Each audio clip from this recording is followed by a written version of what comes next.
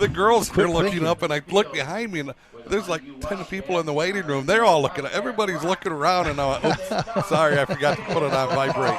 And everybody started laughing. It was just one of those moments that you want to capture in time. It was just funny. Exactly. Well, that's pretty cool. But, yeah, so if you hear all that wacky sound in the background, that's us getting scoring updates. And, again, we want to thank the folks that do keep us updated on the scores there. And keep them coming. We can use all that, and makes for an informative night. You got our game, and then we certainly keep you updated on games as much as we can around the area. Speaking of those games, hey, how's that? That's almost like it was planned, Cal. While you're looking for that, we've already had our first guest that has chimed in, and Jason Hausler, no, that is not the correct answer. Okay, what did he say? South Shores. South Shores. No. South Shores. Nope. So you got 3 chances. Again, I guess I could repeat the question, couldn't I? One more time would be good. Yeah, if I can find it. Here we go. Got to get past all these nasty messages that Rick sends me. Okay. If you can remember, can you remember either of the two defunct Muskegon high schools that used to play football but no longer exist? Okay, Jason took a shot at it. Nope, it's not one. It's 2 according to Rick, but I think there's 3, and a technicality. So we could accept my third one too. And you've been kicked out of all 3 at one point. I have. That's right. We had a defunct high school. Defunct, a lot of funk. Well, the entrance exam for you is, can you spell cat and dog? And you got both of those wrong. I know, and they spotted me 2 letters. Yeah. Remember they said about Terry? Gradually, you can't spell cat if you spotted him to see 2 letters. Yeah, he took a hit on that, didn't he? Other games around the area here in the West Michigan Conference. North Muskegon is taking on Whitehall. Hart taking on Oak Ridge. Mason County taking on Shelby. I think that's got an interesting ring to it, doesn't it, Cal? Yes, sir, it does. I think hopefully it's a close game. Over in OK Green as we get going here, Muskegon taking on Wyoming, Mona Shores, Zeeland East, Reese Puffer, Zeeland West. Over in the other OKs, Fruitport takes on West Catholic, Spring Lake takes on Hamilton, and Grand Haven takes on West Ottawa. Benton Harbor taking on Catholic, and Heights takes on Ludington. Fremont takes on Grant tonight. Used to be a big rivalry in several of the leagues that they were in together. And Tri-County takes on Newaygo tonight. Among the games, we'll hopefully get some scores on. Yeah, that Grant Fremont JV game was canceled for COVID, and I never heard that it was canceled today, the varsity game, so I hope not. Hopefully these kids can get to play. It's going to be the Montague Wildcats. They are going to be kicking off to the Ravenna Bulldogs. It'll be Andrew Cooey kicking off. It looks like Hunter Hogan's there along with Grant Becklin.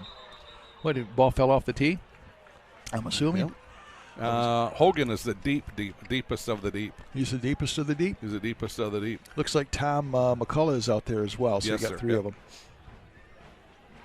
Hogan, he's back to about the goal line, 1 yard line. All right. Cooey, a good kicker here for the Montague Wildcats. Let's see what happens here in the West Michigan Conference Friday night. Deep kick, and it's going to take Hogan back into the end zone. Touchback, and it'll be 1st and 10 for the Ravenna Bulldogs at their own 20-yard line. And confetti flying around here, so homecoming night. Mm-hmm. That's kind of cool. Yes, it is. Boy, you tell that the wind is blowing from the south to north, right? You certainly can. So if you're listening to us on the Greater Muskegon Sports Network, we have Ravenna moving left to right, driving south. Ball's in the middle of the field, right on the 20. John Russell, take it away. Going to be Kyle Beebe out of the shotgun. He's got McCullough in the backfield. In motion comes number 3. That's Owen Scott. This is Beebe pitching over to Scott around the left side. He gets some running room. He's across the 25. And that's about where he's going to be brought down, 25 or 26-yard line, so about a 5-yard gain on first down, Kevin. Well, this kid just picks up right where he left off last week. Colton Blankstrom, solo tackle by the linebacker there. 6'1", 180-pound senior. Blankstrom, big hitter. Got to keep an eye on him. It's going to be just underway here, 11:36, first quarter. 2nd and 4, they'll call it, gain of 6. Shotgun is Beebe. Handoff up the middle. Nope, it's a keeper by Beebe. Now he pitches at the last second to Becklin, and Becklin is thrown down. No gain at all, it looks like. Great pursuit by the Montague defense. Tug Nichols in there, solo tackle by him. Tug 5'9", 175, that defensive back senior. Just a great player here for Montague. Sets up that 3rd and 3. John Russell? 3rd down, 3, as Cal mentioned. Ball at the 27-yard line, just underway. Ravenna's end of the field. 11 minutes left here in the first quarter. Beebe goes back to the pistol now, kind of that beer set that they have. And back to pass, looking to his left is Beebe. Still looking to his left. Fires at sidearm, and it is caught for a first down. Little Matt Stafford action, sidearm throw there, and see who made the catch there. Number 2, Becklin on the catch, and he gives Ravenna the first down of the evening. Aaron Rolfe in there from that defensive line position makes that stop. Aaron's 6 foot, 225 pounds, a senior.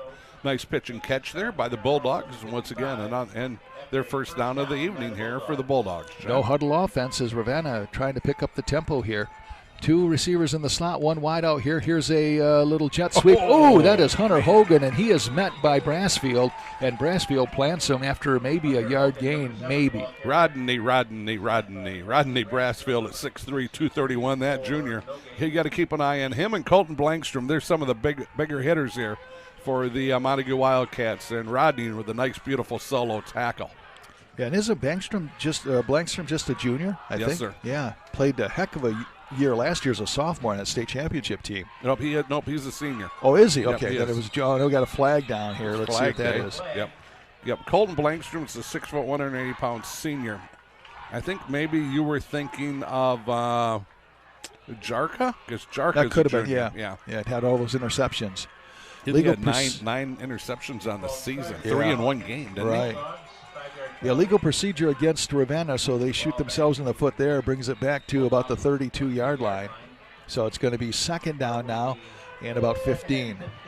9:51 left here in the first quarter. A little swing pass left side out here to Scott. Scott has it, trying to pick up some blocking, but not very much out there. He's going to gain maybe a couple of yards, so it's going to be 3rd and long for the Bulldogs. Host of Wildcats over there defensively, running them down, wrapping them up. The infamous host of Wildcats. Well, I'm trying to keep track of Facebook. And oh, sorry. Okay. No, you're fine. You don't have to apologize. I'm just trying to keep track of things as we move along.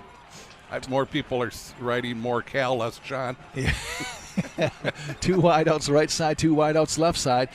Out of the shotgun is Beebe. Fires a little screen pass. I think that's Becklin. Becklin breaks 1 tackle, gets out to about the original line of scrimmage, but it's going to be 4th down and 10 yards to go for the Ravenna Bulldogs. Chase Gowell, 5'10", 150-pound junior.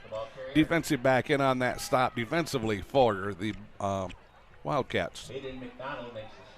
Hayden McDonald gets credit. It's going to be Beebe back to punt. He'll be punting from his own 25. Back deep will be Nope, that's not Housecat. That's going to be Tug Nichols. Tug Nichols will be back at his 25. Little sidewinder kick. It hits at the 35. Picked up. Well, no, dropped by Tug at the 30. I think he dropped it again, and Ravenna may have it. They do. Oh, my goodness. A big mistake for the Montague Wildcats there, as it looks like Owen Scott picks up the fumble at the 32-yard line of the Montague Wildcats. So that's their best play of the night, a punt. Huh? It certainly is. I tell you what, you don't see Tug do that at all. No. I don't know if I've ever seen him fumble. That was doomed from the start. He mishandled it right away, and then he went back for it, and then he picked it up. That's usually the cardinal sin. If you mishandle it the first time, sometimes it's better just to get control of it and just take your losses. But Tug makes things happen usually. So once again here, we've got the Bulldogs still driving south. Yeah, they got to be feeling good about themselves right now. They want to get some points out of this. Capitalize on this. It's a handoff up the middle, and that is McCullough, and McCullough fights his way down inside the 20 to the 18-yard line. A first down for the Bulldogs with 8:29 left here in the first quarter. I tell you what, nice job up front by that front five of Myers, Thompson, McFerrin, Althoff, and Hodana. That was a big hole for him to run through. Good job of blocking up front. And they're not the biggest guys in the world either, are they? That's a small offensive They're kind of like the Mighty Mites, right? Yeah. Yeah, they don't even go 1,000 pounds. Handoff up the middle. Heck, you and I go 1,000 pounds. Yeah. Handoff to McCullough. McCullough is at the 15-yard line now. It's going to be a gain of about 3. I'm going to call it 2nd and 7 with 8:11 left in the first quarter. Blankstrom getting off the bottom of the pile of that tackle. And their average is they're 6 foot, 186 pounds. That's their average offensive line. They're not even 1,000 pounds between the 5 up front. 3 wide left. Single setback is McCullough. McCullough's going to try a jet sweep around the left side, trying to get some blocking to pick up for him, and he's got some positive yardage. In fact, he's out to the first down. I do believe he's run out of bounds. He's going to be close to the first down. And let's see if when they pick up the chains, if he's going to have it. He might be just a tad short, about a yard short. Chase Gowell over there along with Dylan Everett. to kind of hustle them out of bounds. Took a long time for that play to develop, didn't it, Cal? Normally that offensive line, those front 5 guys run about 1,250 pounds. Right. Within 50 to 75 pounds of that. So they're always over 1,000. Hardly ever see it under 1,000. 3rd down and 3, ball at the 9-yard line. Big play here, handoff to nope, it's a keeper by Beebe. I bid on the fake, and I'll tell you what, I'm determined to say McCullough's got the ball. It was Beebe, and he has the first down, 1st and goal for Ravenna at about the 6-yard line, it looks like. Wow, that was really well executed, because the only way I didn't bite on it is I had my binoculars. I immediately seen him keep it. That's fake, the only way I did not bite on that. 3 wides left, 1 single setback. That's McCullough. Pistol formation for Beebe, and now Beebe keeps it around the left side, and he's got close to the end zone, and he is into the end zone. That's going to be a 6-yard touchdown run for Kyle Beebe, and the Ravenna Bulldogs take advantage of a fumbled punt and cash in on 6 right here to take the lead 6-0 with 7:18 left in this first quarter. That is huge for the Ravenna Bulldogs. As I said, they if there was going to be a one-sided score, and it still could be, who knows what's going to happen here tonight. Yeah. But to be able to convert some points right away, that is just huge for Ravenna. Well, it certainly gets them feeling good about themselves right away. This drive took about an hour and 20 minutes. About a minute and 20 minutes was off. That's some ball control there, Cal. Yeah. Who had the touchdown run? That was Beebe. Yeah, around the left side. So we got an offside. They got Montague to move, so they'll move it a couple of inches. Basically. Is that Hogan kicking? Yes, it is. Doing my duties here. Do your duty. Fremont has the ball first and scores 7-0. Fremont 7:25 left in the first quarter. Larry Mansfield tells us that. Kick is good for Hunter Hogan. So with 7:18 left in this first quarter, 7-0. The Ravenna Bulldogs draw first blood thanks to converting on a turnover for Montague. We'll take a timeout. You're listening to high school football here on the Greater Muskegon Sports Network and on CatchMark SportsNet. You run into a lot of surprises on a construction site. None of them pleasant. That's why I just bought my 3rd Silverado from Freedom Chevy. At Freedom, I always know what I'm getting. A dependable vehicle at a fair price, with no bull and no hassles. And in case anything does go wrong, they have my back with their 10-year, million-mile warranty. That's why wherever I'm going, I let Freedom Chevy take me there. Find new roads. You're listening to high school football on the Greater Muskegon Sports Network and CatchMark SportsNet. Now back to the game. All right, we did have another answer. I think I'm going to give them credit on one of them. Again, 2 defunct schools that no longer play. What did they? 2 defunct high schools. High schools. That no longer are, they're not in existence anymore. Right. Yes. Jason Hausler, there was actually 3 opportunities to guess correctly. Yep. One of them, Jason got one. Jason Hausler got one. That's Muskegon Heights Public Schools. It is no more Muskegon Heights Public. It's Muskegon Heights Charter Academy, correct? Yes. So, yes. That was my throw in because I said technically that is Muskegon, but Rick has a couple of other ones there. See if you can come up with them.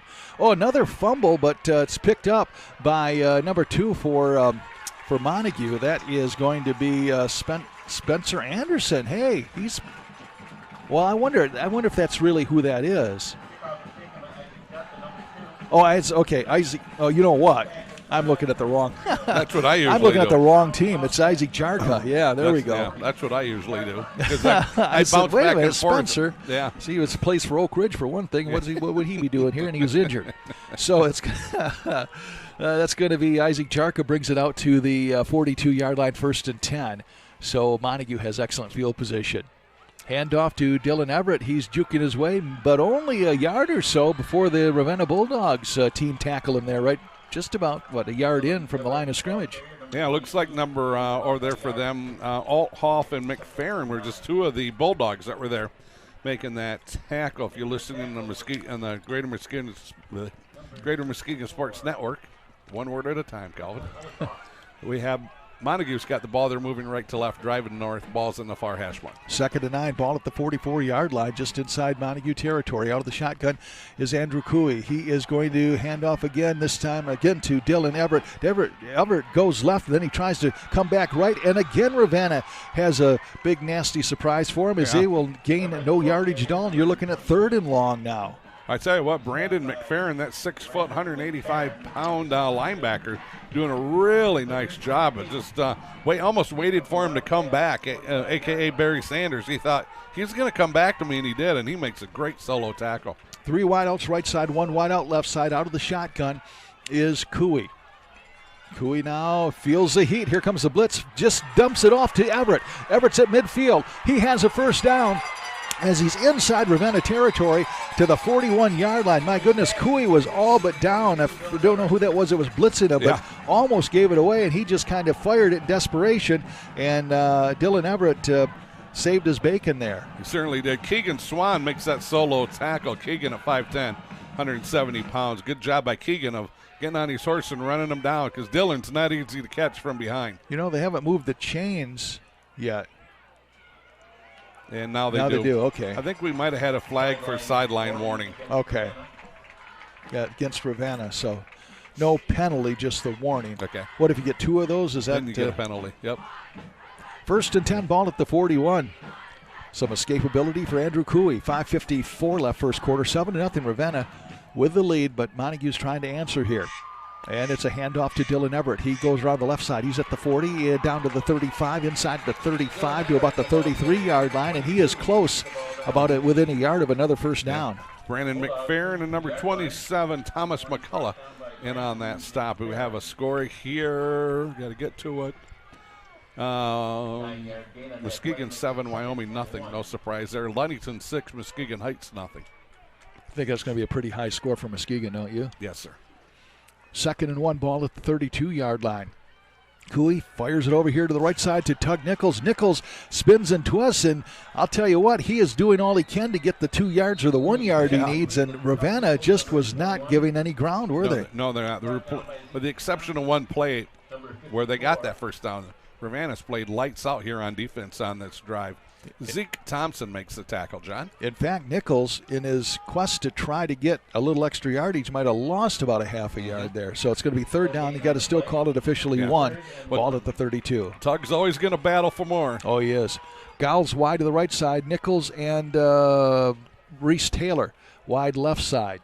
Out of the shotgun is Cooey. Cooey's going to keep it himself, and he's trying to turn the corner. He does. He's got a first down. He's down inside the 25 to about the 21-yard line for a first down with 4:29 left first quarter. Brady Stock doing a good job with that solo tackle out there, 5'11", 155 on that defensive back. How about that? How about that offensive line? They're opening up some holes on this drive now. McDonald, Winkleman, Jancic, Brashfield, and Booth doing a good job. 1st and 10, ball at the 21-yard line. Montague trying to answer the score of Ravenna here. Wide right, Gowell. Wide left is Nichols and Taylor. Same set they just had. Single setback is Dylan Everett. He has the ball, rolls around to his right, gets some positive yardage down close to the 15-yard line. And there's some movement down there, like there might have been a loose football, but if there is, it's Montague still has it. Well, we had Carter Shulo over there along with McFerrin, just 2 of the guys there from Ravenna on that stop. And I tell you what, man. What's that? Dylan Everett just does not stop moving. His legs never stop churning. They are constantly in motion. West Catholic 14, Fruitport 7, Muskegon 14, Wyoming nothing. Thought it could be maybe a long night for Fruitport, too, against West Catholic. Here's a pass in the corner, and it's almost intercepted. Was that Beebe in the defensive secondary? It was. Boy, that he had the best chance at it, knocked it down, and it's going to be 3rd down and 3 from the 14-yard line. Yep, here we go. Officer JV checking in. Finally checking in, sitting by a fire, listening to nothing better than John and Cal. Love you guys. Sweet. Yep, so thank you, Officer JV. Thank you for all of our law enforcement, military, men and women. Thank you for everything that you do for us. Pretty fair wide receiver back in his day. Yes, JV tough was. kid. Yep. Zeeland East 8, Shores nothing. It is 3rd and 3, ball at the 14-yard line. Cooey out of the shotgun. 2 wide left, 1 wide right. Cooey looks to his left. Now he's going to tuck it and run, and he's trying to get the first down sticks. He does. He's down inside the 10 to about the 8-yard line. It will be first and goal for the Montague Wildcats, Cal. Cooey ran right past Dylan Everett. Everett's there and there to block. Cooey took off and ran literally right beside Dylan Everett. I think Dylan's going, where are you going? First and goal from the 7-yard line, so Montague knocking on the door. 3:14 left. They trail 7-0. Out of the shotgun is Cooey. Gall wide right. You got Nichols and Taylor wide left. Running back is Everett. Everett is going to be a keeper by Cooey. Tries right tackle, and he's going to gain a couple. He's inside the 5 to about maybe the 3 or 2 yard line. Over there defensively, we have Becklin and Thompson making the tackles. Boy, they are finding some success over that right side and or bouncing out around the right side. Right. Yeah, but Ravenna still giving ground grudgingly, though. Oh, yeah, they're battling. Going to be second and goal from the 3, 2:32 and counting. Again, that shotgun look for Cooey. He's got Everett to his left side. Hands off to Everett. Everett keeps the legs churning, and he's going to be stopped short of the. Well, Montague says they're in, but I still don't snap. But he's going to be just short. And I mean just short. So you're going to be third and goal from the 1. I got Forsyth on the bottom of the pile over there for Ravenna. I mean, that puppy is like just on the nose of the goal line. All right, now they're going to bring Taylor in as kind of a tight end. Actually, it looks like a double tight end line here, balanced line. Single setback is Everett. And Everett gets the ball, and he is in for the touchdown. 1-yard touchdown run for Dylan Everett. And it is now 7-6 with 1:52 left. Everett with his 9th touchdown of the season. So here's a stat that's very uncharacteristic here for Montague. Okay. Started the drive at 7:13. They score at 1:52. Normally they score within about 2 to 3 minutes on the majority of their drives. That was a long drive for Montague. Really was. And now Cooey will try the extra point out of the hold of. I can't quite see who it's out of the hold of. I think it might be Jarka. I think I see number 2 there. It's 12. Is it 12? Okay. Kick is up. That's going to be Blankstrom then, and it's good. Colton Blankstrom would have been the holder, and he was the holder. So 1:52 left here in the first quarter. Montague has tied this game. We're tied at 7-7 with 1:52 left here in the first quarter. High school football on the Greater Muskegon Sports Network. From finding your perfect home to lowering monthly payments or getting cash out, Ron Rogers at Ruoff Mortgage is here to help. As a senior loan officer, Ron has been providing customers with straight talk and sound advice for 27 years at Ruoff Mortgage. He's conveniently located in Niles, but can meet you at any Ruoff Mortgage location around our area. Visit his website, ruoff.com/Ron Rogers, or give him a call today at 269-449-0754. You're listening to high school football on the Greater Muskegon Sports Network and CatchMark SportsNet. Now back to the game. Again, I want to thank the folks over at CatchMark. Great folks to work with, and congratulations to Zach Zweigel, the newest member of the team over there. He's been kind of working part-time, I think. Now he's on the full-time staff, so they're growing leaps and bounds. That they are. Z-Man will come, the Mr. Z-Man. So they've had a couple of big hires here in the past couple of weeks. Scott DeCamp and now the Z-Man. All right, we're tied at 7. Cooey puts his foot into it, and again, they'll watch that go through the end zone. 1st and 10 for Ravenna at their own 20-yard line. Started the drive at 1:52. Ravenna moving left to right, driving to the south there. Still don't have any other answers here on our trivia question. Yeah, I think that's going to be a tough one. I guess that's the whole point, right? Yep. Grant scores, tries a 2-point conversion, but fails. Fremont leads 7-6 with 1 second left in the first quarter, according to Larry. So thank you, Larry. They got a pretty good game going over there. Two teams that are trying to kind of find themselves, I guess you'd say. Fremont's been trying to find themselves ever since Dan Roan left, hasn't he? Amen. Pretty much. What you once had. Yep. 1st and 10 from the 20-yard line, 1:52 left. Pass over here left side, it is caught. That might be Becklin, and he's got some running room up across the 25 to the 26-yard line. That's not Becklin, that's Owen Scott. Yep. So it's going to be a gain of about 7. Chase Gowell with the stop defensively for the Montague Wildcats. Ball's out on that far hash mark. Beautiful night here in Montague for high school football. It's finally cooled off a little bit. We're not sitting here in a sweat box like we have been for the last few weeks. Pretty soon it's going to be dragging the old heater up time. You know that's going to come before you know it. In motion comes Hogan to the left side, and it is a pitch to Hogan now as he goes around to the right side. He's up to the 30, 35, puts his head down at the 40, across the 40 to the 42-yard line. First down for Hunter Hogan and the Ravenna Bulldogs with 1:09 left here in the first quarter, and we're tied at 7. Tug Nichols makes that first initial contact here. Then he had a little help from Dylan Everett, a few other guys out there. Jarka was another one. Nice first down run, though, by the Ravenna Bulldogs. Again, no huddle offense for the Dogs. Mm-hmm. They've been moving the ball. Yep. They've been moving the ball. I'll give them credit, man. They have come out first quarter so far with a really good game plan, and they're executing it.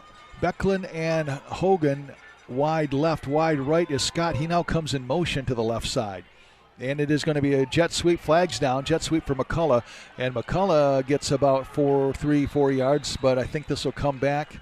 And I think it's going to be against the Ravenna Bulldogs. Over there on that stop is Blankstrom and big O number 77, Hayden McDonald. 6'3", 290 pounds of man. So let's see officials talking about it here. Ooh, that is way over here in the sideline. Illegal shift? Legal shift, okay, against Ravenna. So that's going to, the gain was about 3 yards, but so I'm sure that Montague will accept the penalty. The down box then would go back to first down, but instead of 2nd and 7, it'd be 1st and 15. 1:02 left in this first quarter. Very entertaining game so far early. Yep, I got a feeling this game's going to be way better than what the Lions are going to be on Sunday. God. That's going to be brutal. Man, they stuck with Green Bay for, 15 minutes? Yeah. That's sad. Ludington 7, Heights still 6. I like Dan Campbell's energy, but I don't know. Yeah. I don't know if that's going to be enough. They got a lot of pieces they need. Belding and Sparta are scoreless. Ludington 7, Heights 6, Fremont. Oh, we know that's tied. Oh, I think the official Fremont wants him to put some more time on the clock. Okay, Reed City 6, Big Rapids nothing. That's a big game there. Mm-hmm. And Reed City, we understand, according to Rick, playing without their quarterback, had to set this one out. All right. And it is a pitch over here left side to Scott. Owen Scott is trying to get around the corner, but boy, what pursuit by the Montague Wildcats. They're going to sack him for no gain. Well, I'll tell you what, take your pick because Andrew Baird was there. Dylan Everett was there. Somebody else was lurking. Oh, that was Gowell. Chase Gowell lurking in the area. We got a lot of lurking over there, John. A lot of lurking about, right? Yes. 3rd down and 14, the ball at the 39-yard line of Ravenna. They're singing it 2nd down yet. Oh, it is because it was a penalty. The clock, scoreboard said 3rd, and I was looking down there. Speaking of scoreboard, it's going to be the end of the first quarter. Yeah, here. I don't think they're going to have to run another play. They will not. So 1 quarter is in the books. We are tied at 7. You're listening to high school football here on the Greater Muskegon Sports Network and on CatchMark SportsNet. Wolverine Electrical provides electrical services for residential and commercial customers, from new wiring to electrical maintenance and even troubleshooting. We're specialists in the service and installation of electrical systems and standby generator systems. Find us on the web at wolverineelectrical.com. Call Wolverine Electric at 616-300-1311. That's 616-300-1311. You're listening to high school football on the Greater Muskegon Sports Network and CatchMark SportsNet. Now back to the game. And we're back here at Townsend Field. John Russell along with Cal Van Single tied at 7 as we enter the second quarter. Cal? Rick Hickman reporting on his teletype. Whitehall 3, North Muskegon nothing. Wow. So that game was turned. That game was a little bit tighter. Whitehall tends to play people tough in the first half. Mm-hmm. So 3-0 here, the Vikings. That's like a baseball score. Right. You got Zeeland East over Shores, huh? Yes. 8-0. Yep. Muskegon 14, Wyoming nothing. Ludington 7, Muskegon Heights 6, Fremont 7, Grant. I don't think that's 0. I think Grant had 6. Yes, they failed on the 2-point conversion. Yes, sir. Thank you very much, Rick. Mm-hmm. I got that Fremont Grant score surrounded there a little He's bit. all over it. I got a score from Dave Hart. Do you? Zeeland West 6, Puffer nothing. Okay. Zeeland West is hungry to pick up a win here. Yeah. They played a couple of tough opponents in a row. Not that Puffer isn't, but not quite the caliber that they had. Back to pass is Kyle Beebe, and down he goes. My goodness, he did not have any time at all, and he is going to be all the way back to the 34-yard line. It was right the first time. Yeah, I tell you what, I think it was Rodney Brassfield that got him. I tell you what, Silas was right there also. Give them both, huh? Give them both a half a sack. How's Okay, that? we'll do that. Third Just down like you and I trying to split a cheeseburger. Right. Come on now. Third down and 19 from the 34. So this drive has been thrown into reverse, as they say.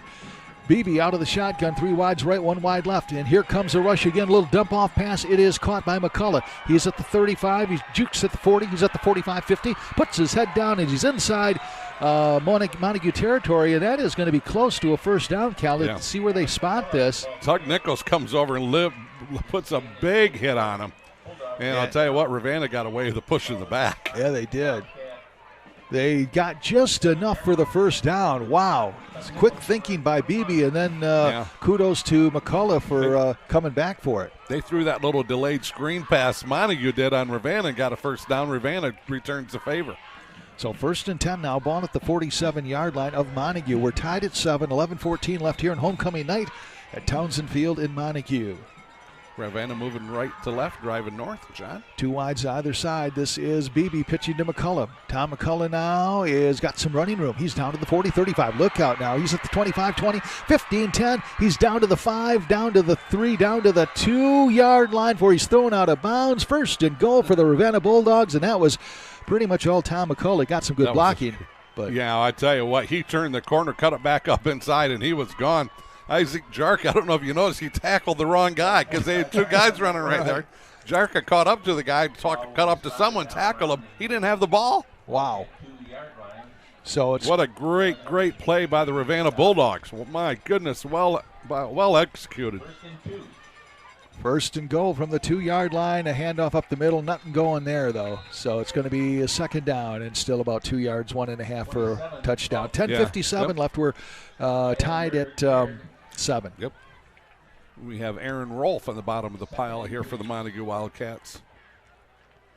Well, what a story. So basically amounted to a stepfather passing away here a week ago, and the team winning that one for him.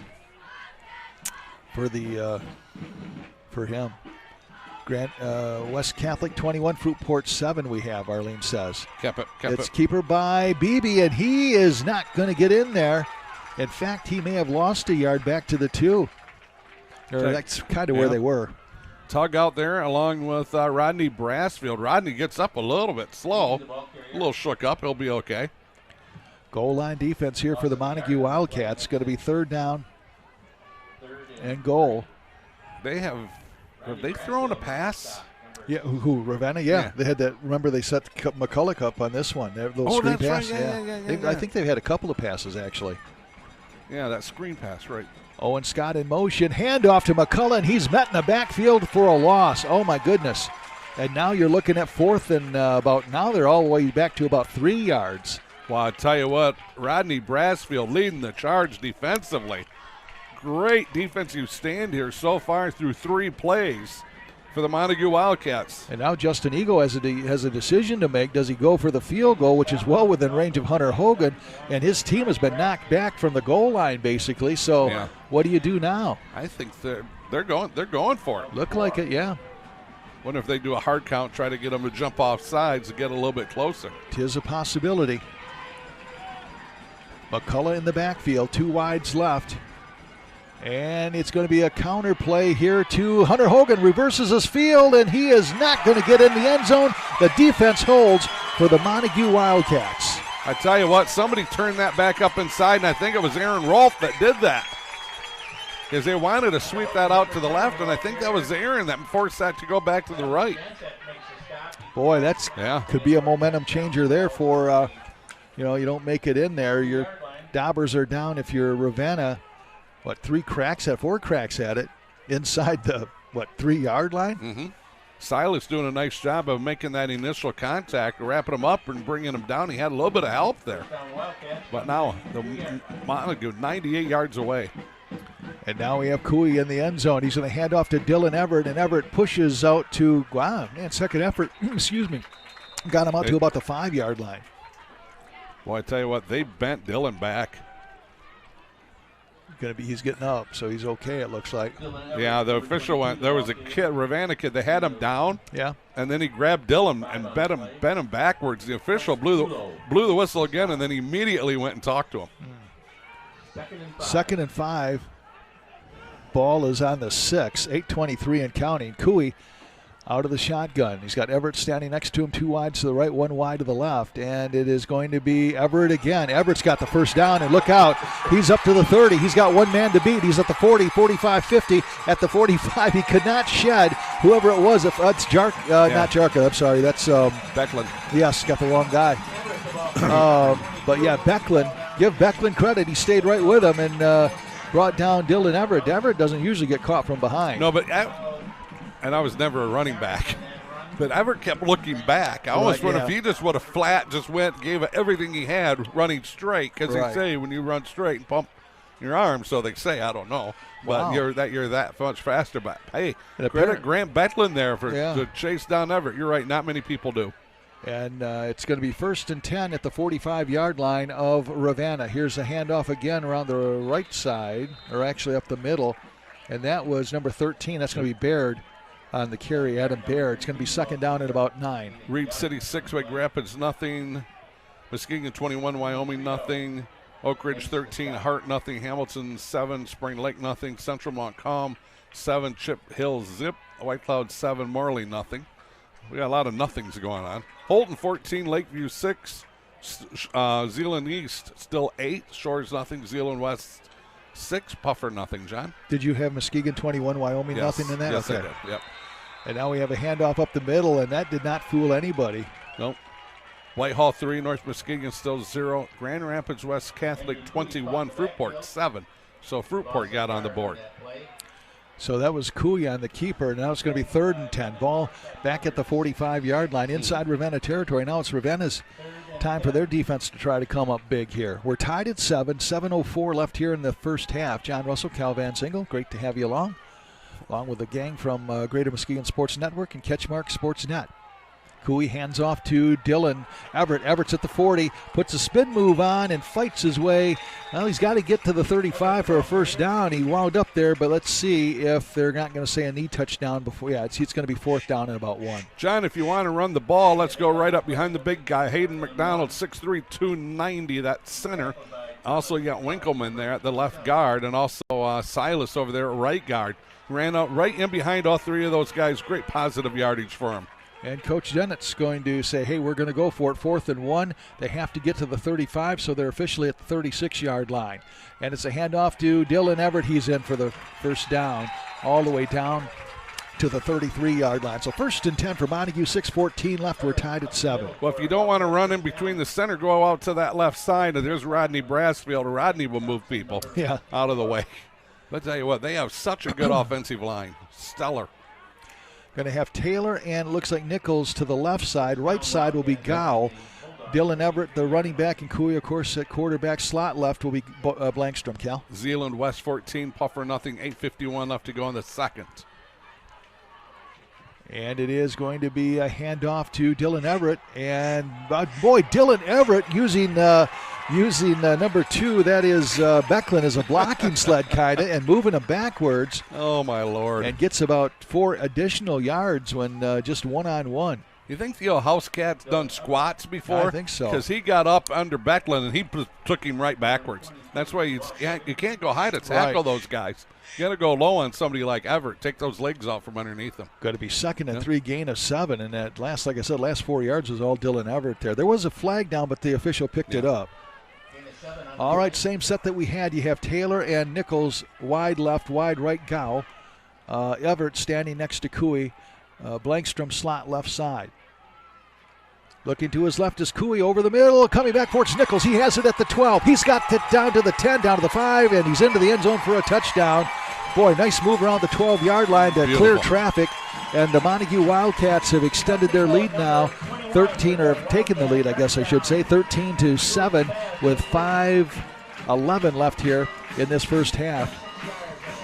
Who caught that? Because I was looking at that a was score. Nichols. Nichols, thank you. And I wish I could tell you how many yards that was. Thank you. Okay. Boy, between the two of us, we had that whole play pieced together, didn't we? We just knew different parts of it, which is good. Plan came together. Yep. Started the drive at 8:55, scored at 5:11. Cooey with the extra point out of the hold of Colton Blankstrom. I'm writing good. Kick is up, and it is good. So you don't have to erase. Well, you can't. You got a pen, right? Right. 5:11 left here in the first half. The Montague Wildcats have retaken the lead 14-7. You're listening to high school football here on the Greater Muskegon Sports Network and also on CatchMark SportsNet. I've got a math question for you. When you add tolerance, subtract prejudice, and multiply efforts to treat one another with respect, what do you get? Less division. And school sports have it down to a science. Looking for an example of what can happen when we realize there's more that unites us than divides us? Look no further than high school sports in Michigan. This message presented by the Michigan High School Athletic Association and the Michigan Interscholastic Athletic Administrators Association. You're listening to high school football on the Greater Muskegon Sports Network and CatchMark SportsNet. Now back to the game. All right, back here at Townsend Field, Cal. Oak Ridge 20, Hart 8, Spring Lake 7, Hamilton 7.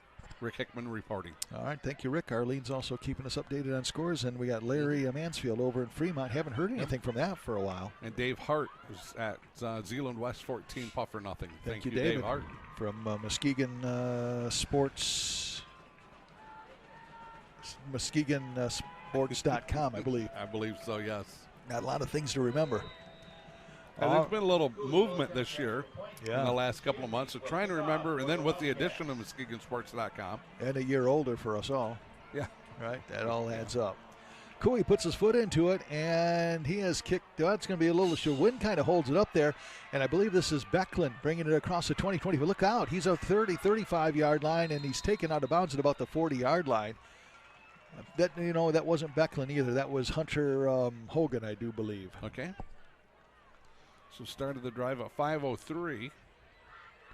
Ravenna, of course, it's homecoming here at Montague. Next week, we're going to be bringing you the surprising Hart Pirates and the Ravenna Bulldogs, and it's going to be a special night at Citizens Field. Going to salute the state championship class of 1996. Going to bring Dusty back and some of those players, and that should be a big night. We're going to have some fun with that. That'll be fun to be a part of, I think. This is Beebe handing off, or actually pitching off to Thomas McCullough, and McCullough's going to get about 5 yards. Aaron over there making that stop. That was a late pitch. That's what caught you. Right. Because I think you thought he was going to turn it up inside and keep going at the very last second. He did pitch it. Ravenna moving right to left, driving north. Ball's on that far hash mark, John. Going to give him 4 officially, so it's 2nd and 6 ball at the 43 of the Bulldogs. Bulldogs trying to answer Montague's score, 14-7. Montague with the lead with 4:57 left in this first half. 2 wides left in motion. Now comes Hunter Hogan. High snap. Going up for it is Beebe, and now he's going to run it. He is up to the 45-yard line, falls forward to maybe the 46. He's got to get to the 49 for a first down, so he's about 3 yards shy. Adam Barrett Jr., the first one there, is going, I got him. I need a little help. Help, please. And then here comes the cavalry right there. 3 guys came in and helped him bring him down. Nice job by Adam, though. Going down, once again, going down low, wrapping him up. Right. Had a hold of one leg, just was waiting for his teammates. Going to mark it at the 45, so they got a 4. They need 4 for a first down. 3rd and 4 from the 45. And Beebe going back in that pistol formation.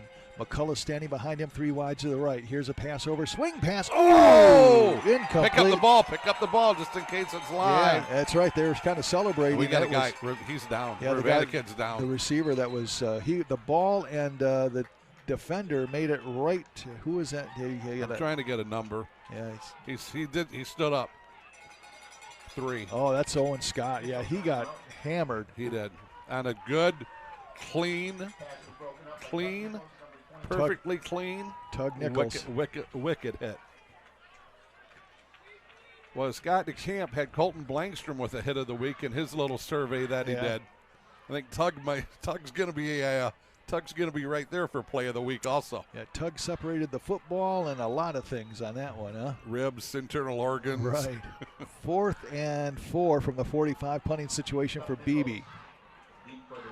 Good snap. High snap brought down. Here's a nice kick by, and it's going to go into the end zone. It'll be a touchback. So it's going to be 1st and 10 for Montague at their own 20 with 4:06 left here in the first half. 14-7. Montague leading the Ravenna Bulldogs.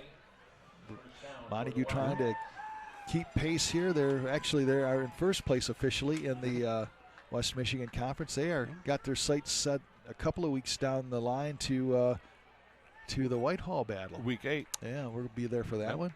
Battle of the Bridge, right? Yes. But don't forget, you get a few other games before you get there. You do. And this has been a crazy season. This is a close game. And this is a close game. One play from being tied up.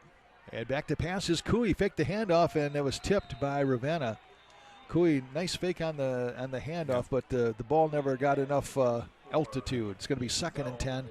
Ball still at the 20-yard line with 4:03 left here in the first half. Trying to get it out to Chase Gowell. Montague moving left to right, driving south. Ball still in the 20, right in the middle of the field, so they can go both ways, John Russell. End of the first inning, the Royals and Tigers are tied at nothing. Tigers playing so well. They really are. Yeah. Fun to watch. Cooey out of the shotgun is going to hand off to, I believe that's Baird. And Baird, boy, 2nd and 3rd effort, but he's not going to gain very much. Well, I tell you, we got in there right away, Mabrito, and he kind of blew the play up, and then here comes everybody. Altloff was in there, came flying in there. I think McFerrin also came flying in there. 3rd down and 7, ball at the 23-yard line. 3:38 and counting. Montague up 14-7. You know what? They don't get a first down here. Ravenna could get it back roughly around midfield, maybe.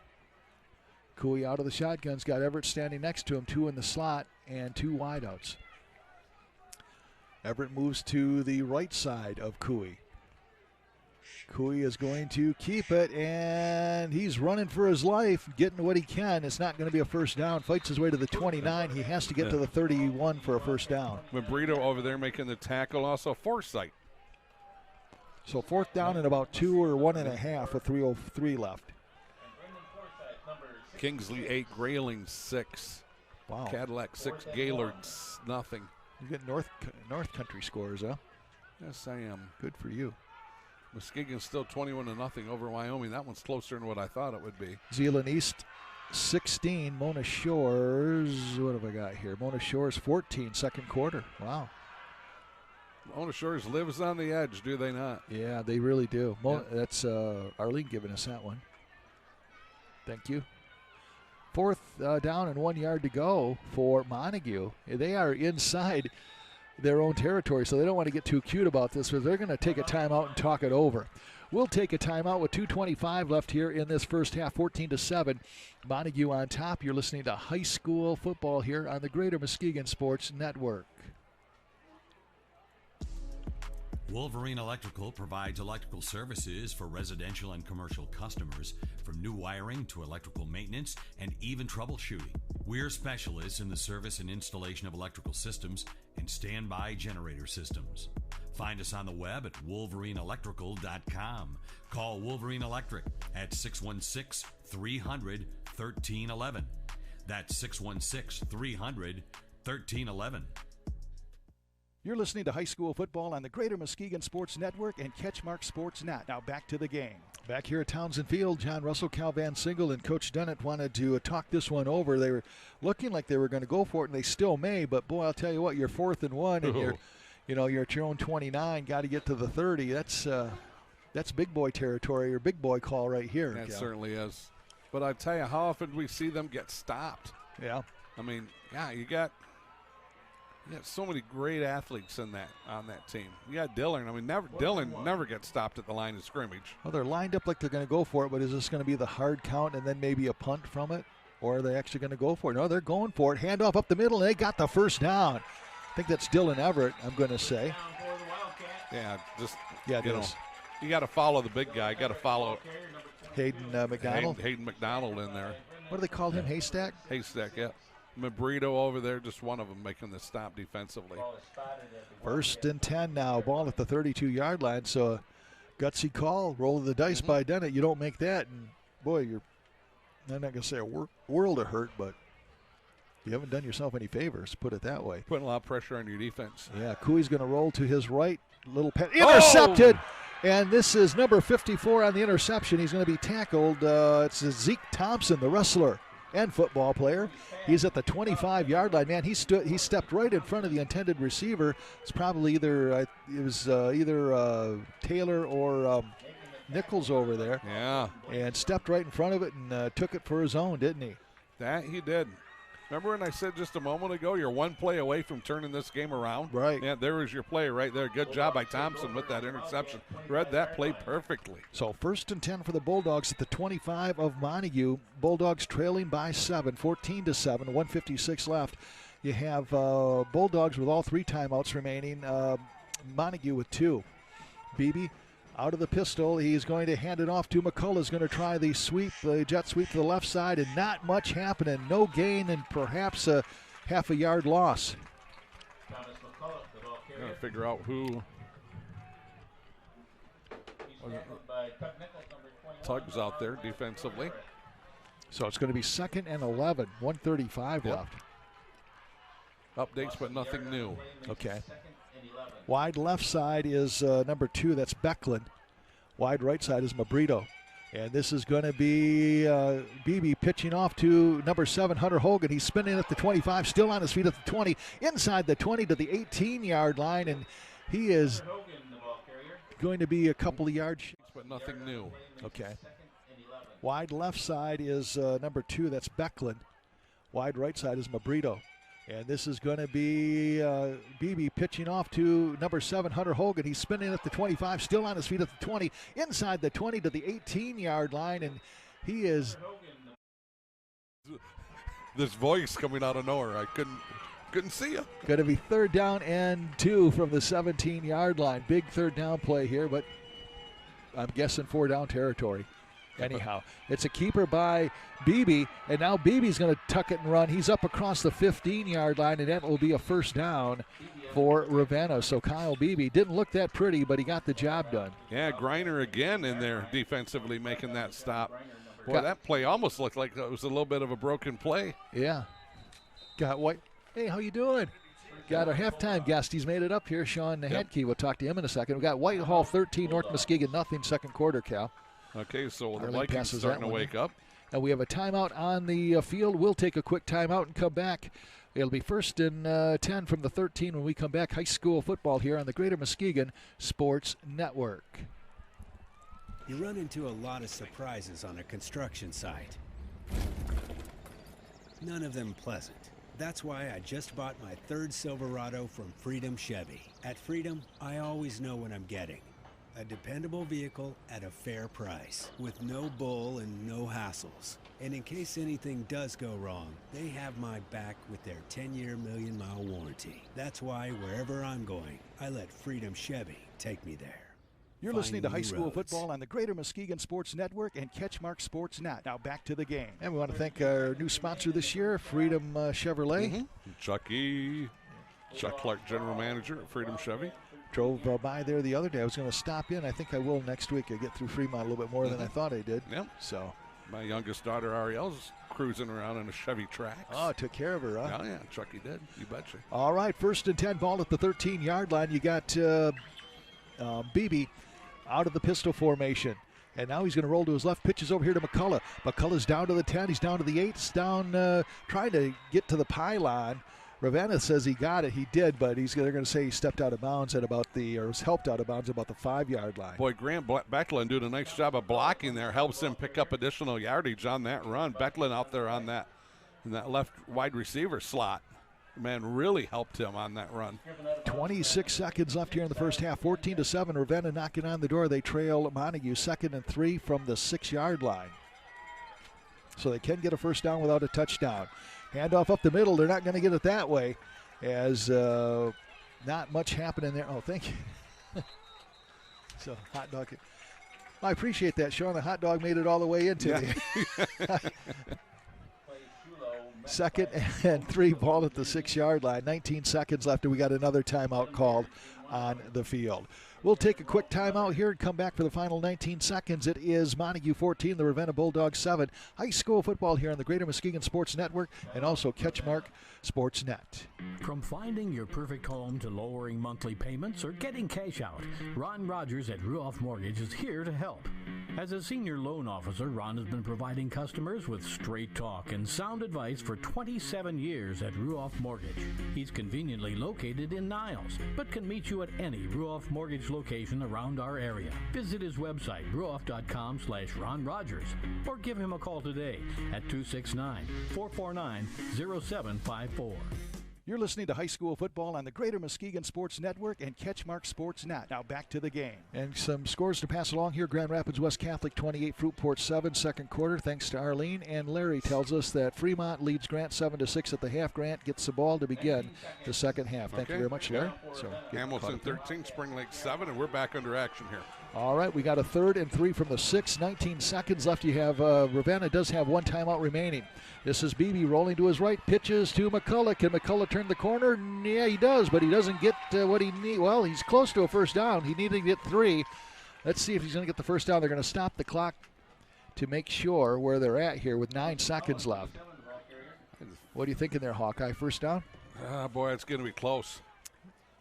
Think Aaron Rolfe again on that stop. Nice tackle by him, but not before he gets that first down. Aaron at least saved the touchdown. All right, so we're going to have another timeout. We will keep it right here because there's only 9 seconds left. When we come back, or when we get back to live action, it's going to be 1st and goal from the 3, so time for one play basically for the Bulldogs, trailing 14-7. What are you thinking, Cal? They were here just a moment ago, John, and didn't get in on 4 tries. Right. I think, man, kick a field goal, take the points. You get the interception. Yeah. You want it to count for something. How about this? Okay. You got to pass the ball, though. But you can get a pass off in 6 seconds. You can still have 3 seconds. You either have a touchdown or it's incomplete. That's what I'm thinking. No, I'm with you. That'll work, too. I'm thinking that's what you're going to see. Okay. But I hear what you're saying. You're down here. You got no points before, but I think they got time. You usually have 6 seconds. That's what they used to tell the linemen. You got 6 seconds. Keep them away from your quarterback for 6 seconds. Yep. I'm with you. I think that's matter of fact. I think that's a better call than what I came up with. All right. It is going to be 1st and goal from the 3. 9 seconds left. If they do this right, they got time for 2 plays. If they do it right, they don't need 2 plays. Here's a pass in the corner, and I think they kind of gave up on it. They just kind of sailed it out. Well, I'll tell you what, you got 5 seconds left now. You got 2nd and goal from the 3. You might be able to, it really looked like Beebe didn't see what he wanted, and he just kind of said, "Hey, I'm gonna call it good." All right, I think they're going to try to squeeze one more here, Cal. And I'm going to go with kick the field goal. I don't see Hogan out there though, nope. So I think they're going to take another shot at the end zone. You got to really get rid of it now. Out of the shotgun is Beebe. He looks to his left. Here comes the rush. Boy, he can't go down. Fires it, and it is tipped, and it is knocked down with no time left. Oh, my goodness.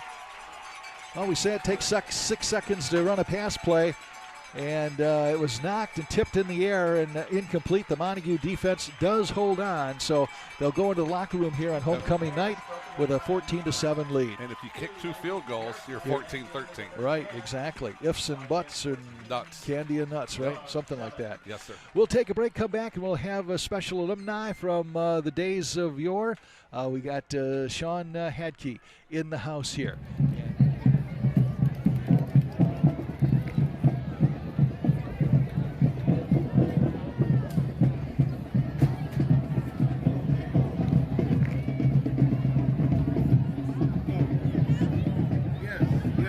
Tom Connor.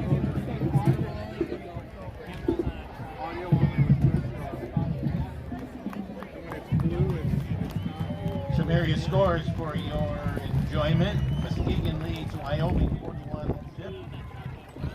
Mona Shores leads Zeeland East 21-16. In the Whitehall North Muskegon game, Whitehall's up 13-0. No, I want to go hang out with my friends, Connor. Park game, Oak Ridge is up 42-16. And in the Zeeland West Reese Buffer game, Zeeland West leads 28-8. I don't. I'll make it worth your while. No, you won't, because I want to. great.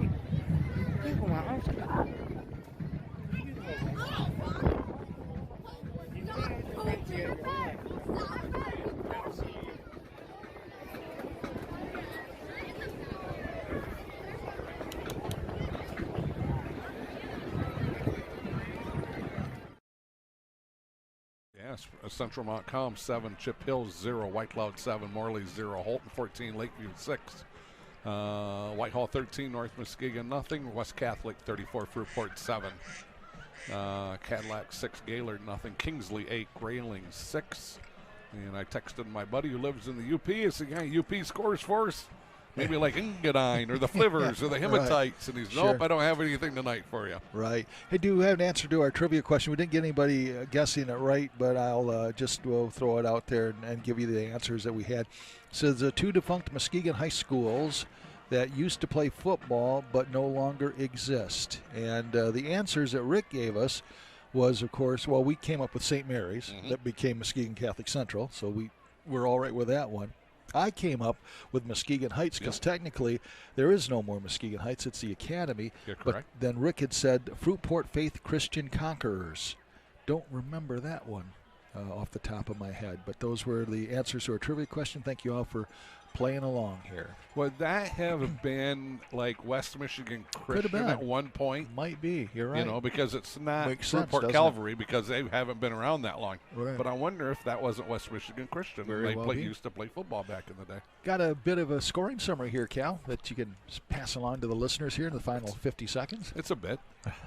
For Montague, 2 scores. First one was, I think, their second drive. Started out 1st and 10 on the 1-yard line. No, started out 1st and 10 on their own 42. They had a 1-yard touchdown run by Everett. The Cooey kick was good. At that point, tied it up 7-7. Then right here, kind of in the second quarter, started the drive at 8:55. They scored with, I think, 54 seconds left. And it was 1st and 10. They started out on their 2.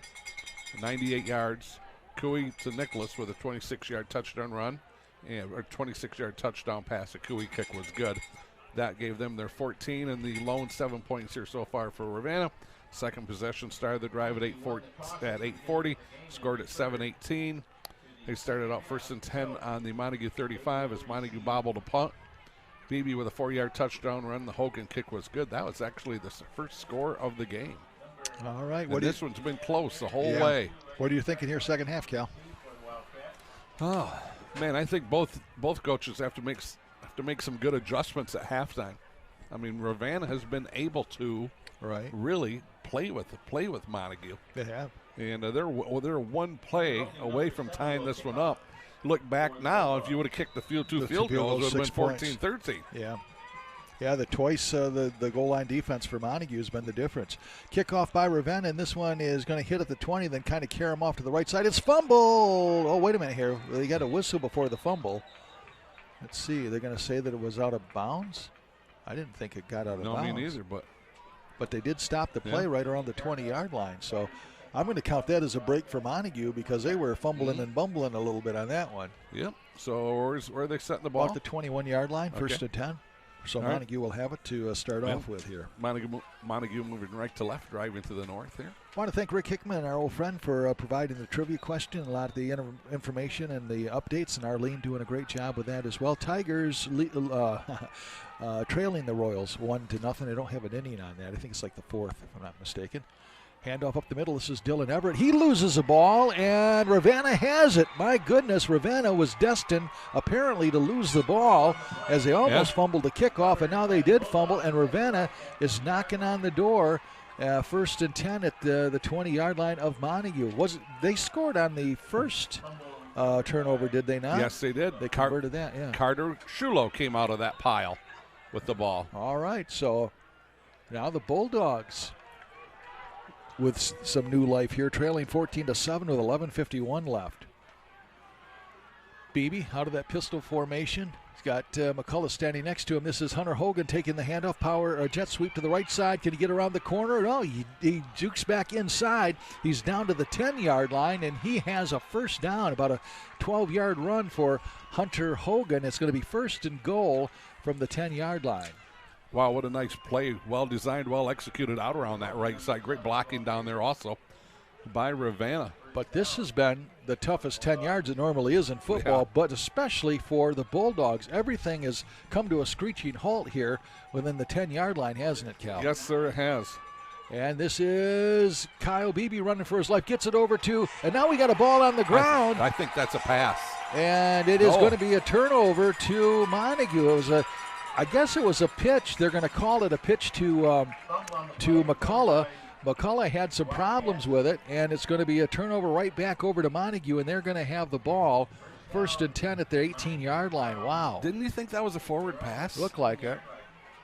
And I think that's what Ravenna's wondering, but the officials are going to stay with that. It was one of those, really close, obviously. Well, I thought it was the whole way. Cooey is going to, but apparently it wasn't because the guys in the stripes didn't say so, right? And they're right there. Goes out of bounds. That was Dylan Everett. Gets it up to the 25. He's got to get to the 28 for a first down. So we're going to say, 3 yards to go for a first? Got a score out of the Upper Peninsula. Newberry 14, Rudyard 14 at the half. Wow. Thank Kevin and Lynn Evans. Boy, Dylan did not get a good mark. They're going to say he stepped out of bounds. Holy cow. Back at the 23-yard line. So it's going to be 2nd and 5 with 11:29 left. Wideouts to either side, 2 wideouts to the right side, 1 wideout to the left. The lone wideout to the left is Gowell.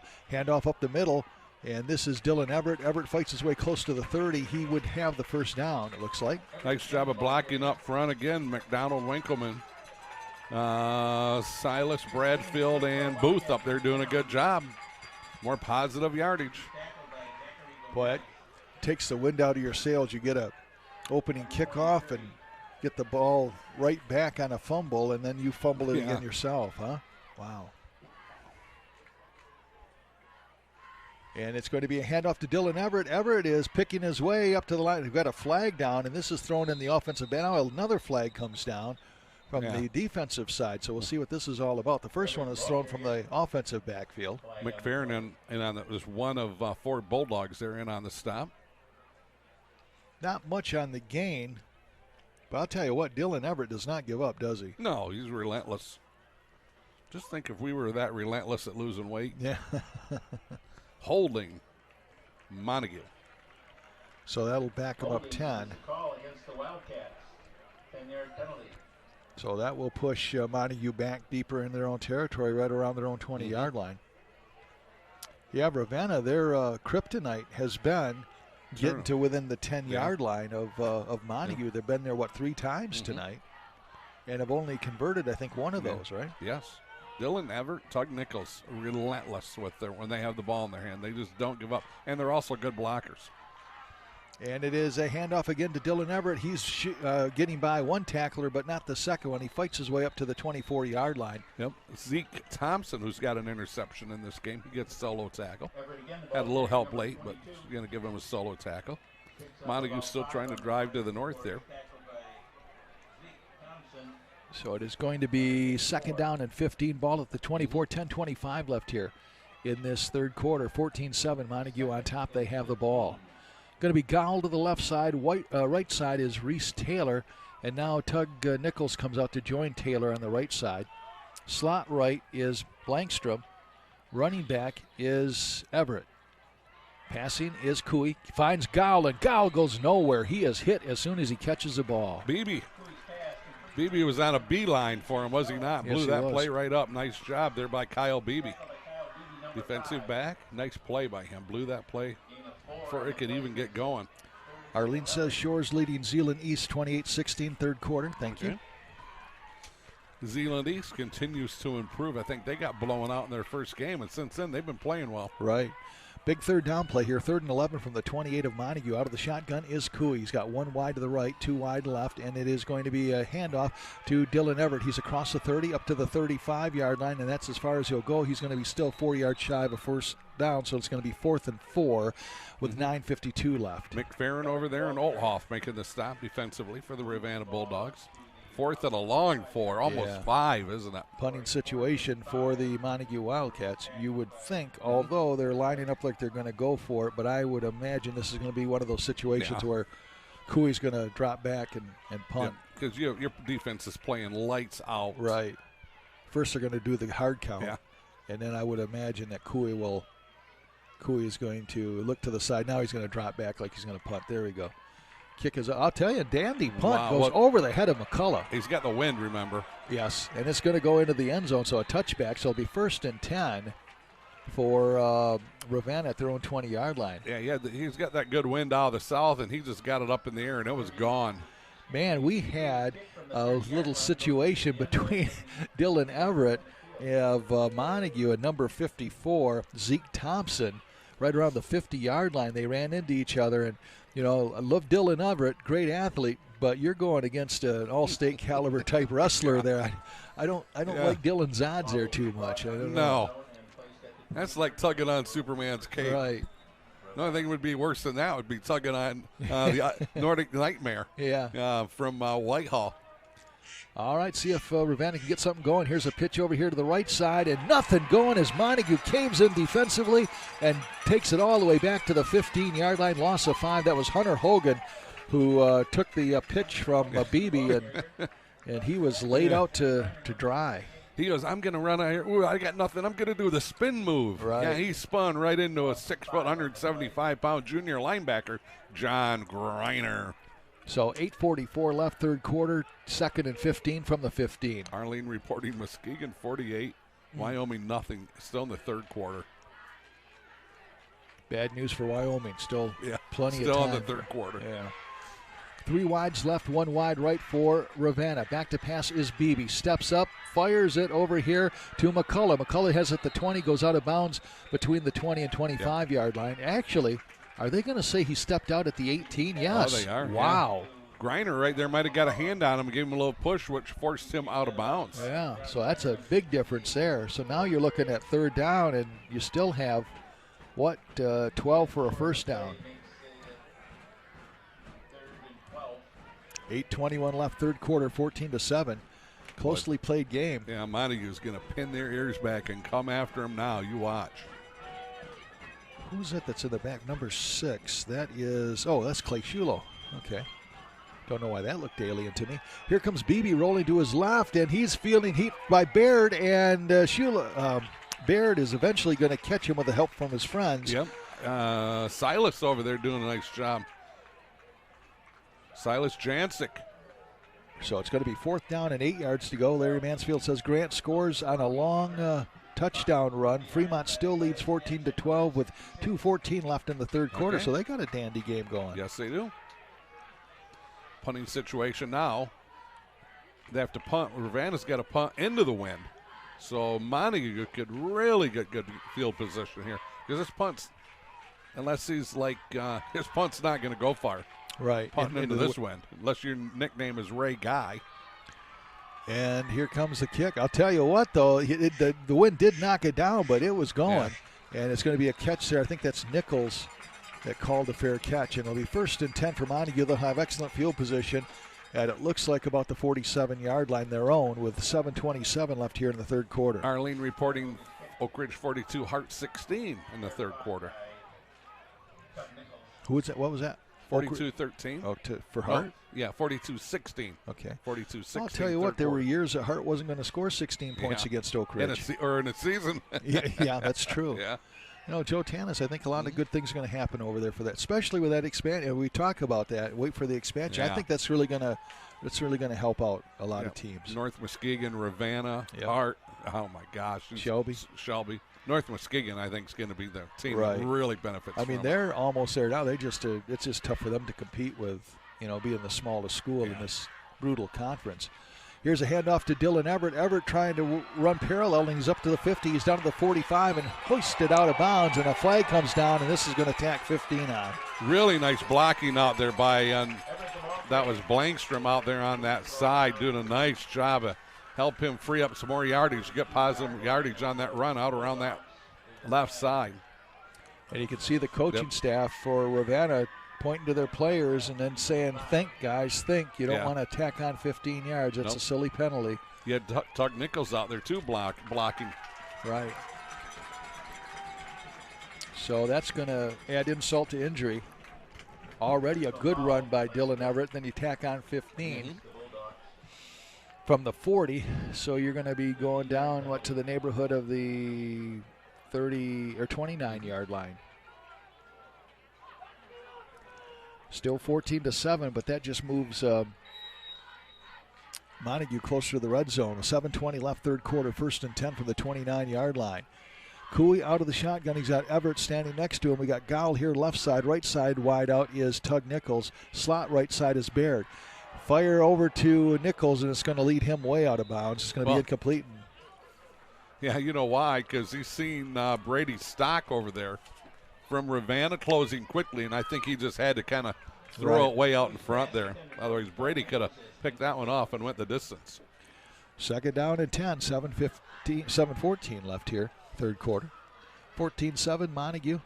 Montague 3-0 in the conference on top. I'll tell you what, Ravenna playing right with them. So one play away from tying this one up. That's all it is. Ravenna's got a whole conference of teams rooting for them, right? Yes, they do. Bring Montague back to the pack. That's the hope.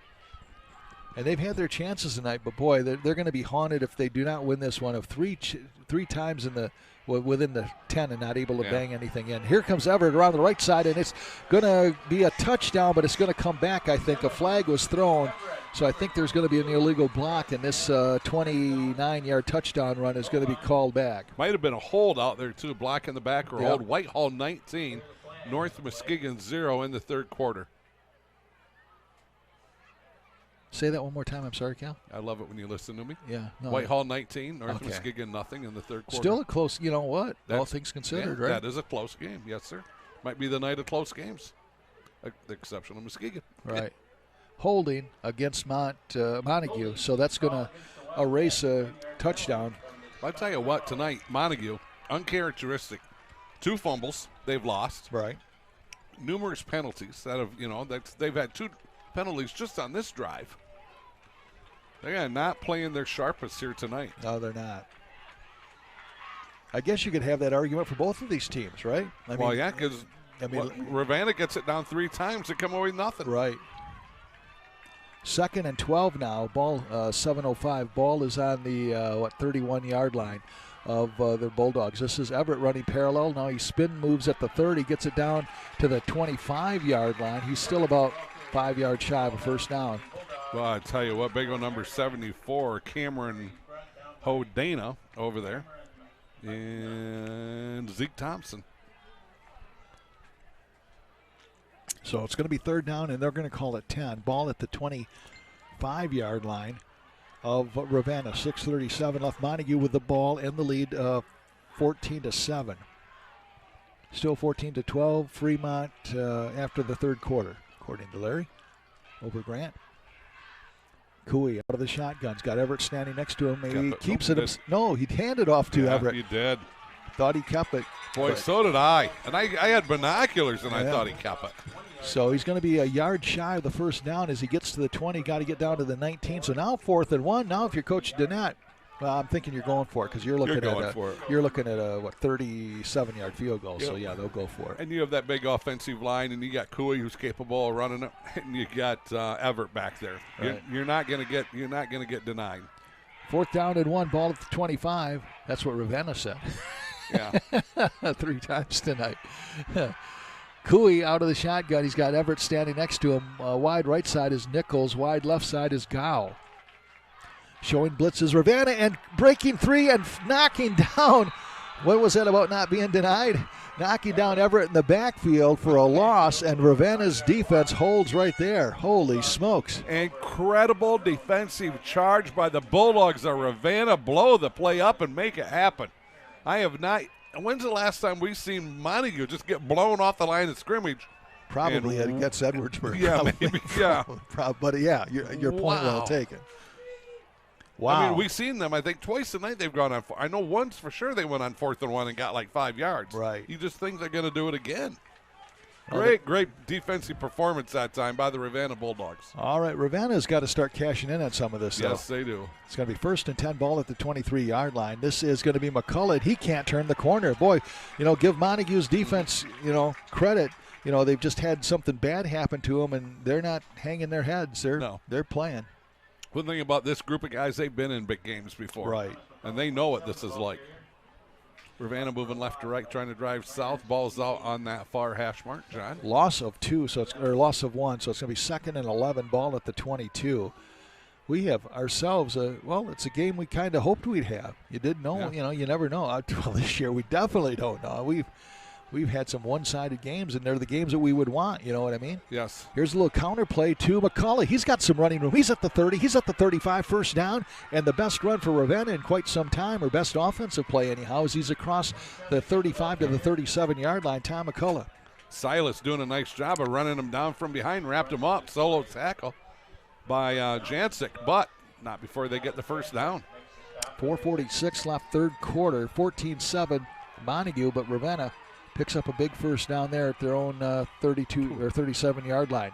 High snap. This is Beebe. Now he gives it. Oh, this is going to be busted up all the way back to the 26-yard line. First name. Hogan is hurt as he took the. That's twice that Beebe's left Hogan out to dry there, hasn't he? Yeah. Well, he's seen Aaron Rolfe coming, and he goes, I don't want it. Right. Get a picture to you. Yeah. You get to deal with Aaron. I don't want the ball. We've seen that play with Beebe in a Whitehall game where at last minute he says, I don't want it no more. No. And unfortunately, I think Hunter Hogan is always the recipient of the lick that happens there. Beebe's like looking, wanted a pass coming down the line of scrimmage. He sees Aaron coming. He goes, oh, no. Hunter's got to say after one of these games, hey, look, Kyle, we got to have a talk. Second down and 20, ball at the 28-yard line. Here comes the blitz. Back to passes Beebe. Beebe has time. The blitz was picked up. Oh, the ball is knocked down. And is it caught? I think it's caught, yeah. Caught by Ravenna, but it was hit and tipped by number 12. That would be Blankstrom, if I'm not mistaken. I think it was. Yeah. Jarka was right there. But and then Mabrino, I think, made the catch, right? It wasn't for a big gain, but still. Hardly any gain. No. So now you're looking at, 3rd and 21, ball at the 27 of 3:40 left. All of a sudden, defense reigns and mistakes reign here, huh? Yes. Well, I tell you, Blankstrom was blitzing like crazy last play, wasn't he? And then he still got his hand on it to be a factor in that play. This is Beebe rolling to his left. He's got a man open. He finds him. That's Hunter Hogan. Hogan is going to get up to the original line of scrimmage, and he's trying to do what he can. He's going to get some positive yardage, but it's going to be 4th down at about 8. As he stretches out to about the 40-yard line. Gowell there, Rolfe there, a couple other guys in there also. 4th and 6. 4th and about 6. So you almost got to punt it because 15 minutes left of game time. 3:08 left here in the third quarter, and now Beebe will be back to punt. Dylan Everett will be back deep. Looks like Tugg's going to join him. Need a good snap here. Yeah, he's kicking into the wind. He actually had a nice kick for being kicking into the wind last time. He had a great punt. He would have probably been better off if it wouldn't have got so much air, so high. Yep. Maybe it wasn't so windy up there. Maybe Yeah, it was just windy in the first maybe that's what he's 50 feet. thinking. It was going, and then the wind did kind of knock it down, but still. Remember Jamie Potts would punt? It would almost like go out of sight, get so high above the lights. Well, remember that one game that it was the wind was behind him? We thought, hey, why don't we try a 50-yard field goal here? Here goes the kick, and again, the wind knocks it down. It's going to go out of bounds, between the 30 and 35-yard line. They're going to mark it at the 34, so it'll be 1st and 10 for Montague at their own 34. 2:44 left in this third quarter, and the Montague Wildcats leading this one 14-7. I bet you there's a lot of folks that are listening to this or maybe are just seeing the score and saying, wow, 14-7 at the third quarter. When's the last time outside of Edwardsburg that Montague has gone 4 possessions without any score? Well, they've gone interception, fumble, punt, over on downs. That's their last 4 possessions. That just doesn't happen for Montague. Nope. Nichols wide left, wide right is Chase Gowell. Out of the shotgun is Cooey. He's going to hand off to Dylan Everett. Everett trying to pick his way, and he's not going to find anywhere to go as he is brought down by a whole slew of Ravenna Bulldogs. Grant Becklin, they're just one of the Bulldogs in on the charge. Montague moving right to left, driving to the north here. It's going to be second down. They're actually going to lose a yard, as Cal mentioned. 2nd and 11, 2:16 left here, third quarter, 14-7. Montague on top. They have the ball. Now they're going to switch Gall to the right side, wide out, and Nichols to the left side. Slot left side is Blankstrom. Running back is Dylan Everett. Cooey, quarterback. And it's a handoff again to Everett. Everett somehow comes through there. He's going to get back to the original line of scrimmage, but that's all as he's brought down. Looks like Thompson and company are there again. Thompson and McFerrin, just two of the Bulldogs that were there. You know what I'm going to do? What are you going to do? I am going to pull up radar. See where the rain's O'Reilly? Oh, O'Reilly. Yeah. Oh, I tell you what, it's coming across the lake. Think we're going to get That front's got bigger. We're going to get wet. It's going to be close. You know, this place gets pretty slippery up here when we bring equipment down. Well, that's why you always tell me to bring it down. Well, yeah. 'Cause third down and 9. And like I said, cradle it if you're going to fall. Cradle it because you got to save the equipment. Here's a pass by Cooey. First down. Swings out to Gall, and Gall has it down to the 45, inside the 45 to about the 44-yard line. Nice pitch and catch over there by the Montague Wildcats. Brady Stock with the tackle defensively for Ravenna. A minute 8 left here in the third quarter, 14-7 Montague. Now you got Reese Taylor and Tug Nichols to the left side. Go ahead. No, this is going to be close. This is going to be close if we might get a little wet. Okay. Slot left is Blankstrom, wide right side Gall. Handoff to Dylan Everett up the middle, and Everett trying to break free, but boy, Ravenna playing some tight defense there. They hold the gain to, maybe 4, 2nd and 6? Yeah, that offensive line had a big hole there. Did you notice that? I thought he was going to be able to run a little bit further than that. Good job by the Ravenna defense to close that, or to really, close that hole up, and a couple linebackers right there to make that stop, wrap them up, bring them down. 2nd and 6 ball at the 41 of Ravenna. 38 seconds left in this third quarter. 14-7 Montague on top. Nichols and Taylor lined up wide left, wide right Gall. Okay. And it's a keeper by Cooey. Cooey takes a hit, and he is stopped at the 40-yard line. He's going to be about 4, maybe 5 yards shy of a first down. Thompson was right there, and then Carter Shulo in on that stop. Was Carter the freshman, or is the other one the freshman? That's right. They don't have the grades on. Yeah, they don't. Rick Hickman reporting Whitehall now 26-0. And John, end of the first quarter. Third quarter. Yeah, third quarter, yep. Third quarter comes to an end, 14-7. Montague with the lead. We'll come back. You're listening to high school football here on the Greater Muskegon Sports Network and also on the on CatchMark SportsNet. You run into a lot of surprises on a construction site. None of them pleasant. That's why I just bought my third Silverado from Freedom Chevy. At Freedom, I always know what I'm getting. A dependable vehicle at a fair price, with no bull and no hassles. And in case anything does go wrong, they have my back with their 10-year, million-mile warranty. That's why wherever I'm going, I let Freedom Chevy take me there. Find new roads. You're listening to high school football on the Greater Muskegon Sports Network and CatchMark SportsNet. Now back to the game. All right, key third down play here, 3rd and 5 from the 40-yard line. We do have a score. Larry Mansfield says Grant scored to take a 20-14 lead with 9:04 left in the fourth quarter. How about the Tigers? How about the Tigers need to win? That is the battle of teams that need to win a game, right? Yep, that is true. You gotta love my pastor, Mike Connell. Yeah. Sends me a silly question, wants me to answer it. Oh, yeah? Right now I said, do I text you questions when you're preaching? All right. Good, I might this Sunday, though. Yeah. Big third down play here for Ravenna defensively. 3rd and 5 ball at the 40 of the Dogs. Out of the shotgun is Cooey. 2 wideouts left, 1 wideout right. Cooey is going to hand off to Everett, tries to turn the corner. Can he do it? Ravenna saves the day by keeping him from turning the corner, and it's going to be 4th down. In fact, they're going to lose a yard, so now you're looking at 4th and 5. I tell you what, Everett's slow to get up. He's not up yet. He is not, no. He might have a cramp. That's what you tell you what, on the tackle is McCullough. But right now, boy. And now he's laying on his back. They don't need this to be any more serious than a cramp, that's for sure. That, you talk about a season-changing injury. They are looking at him right along the Bulldogs sideline. How about that Bulldogs defense extending that, not allowing Everett to get there? McCullough. Because once Everett gets around the corner, although he was caught once tonight, but it doesn't happen. You don't want to make a bank on that he's not going to get caught.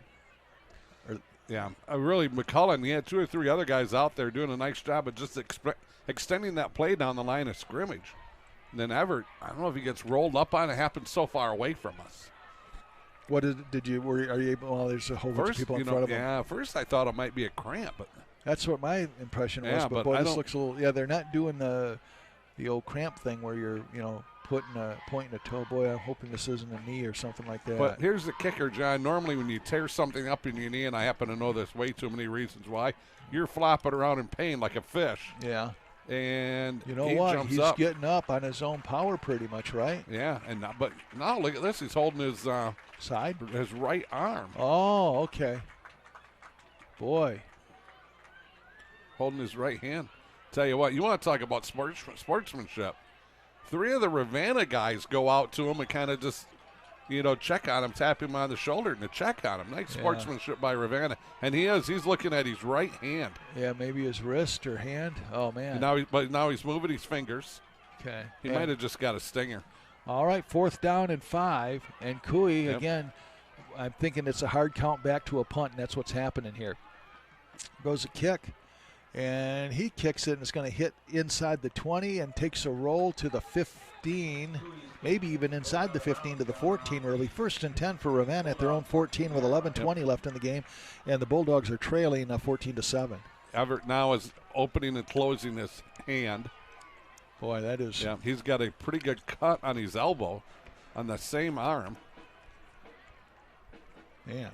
Yeah, you don't want to lose. No, gosh, no. That's a guy that, like I said, changes the complexion of your team. Yeah.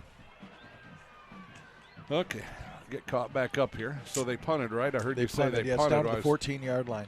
Trying to play but trying to play something from up here in the press box and try to figure out what was wrong with them.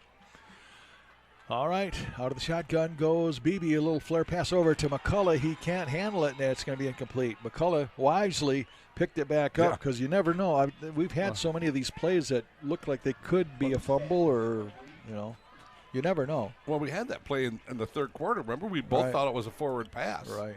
But the official's right there to say no. Ravenna moving right to left, driving to the north. So it's 2nd and 10, ball at the 14.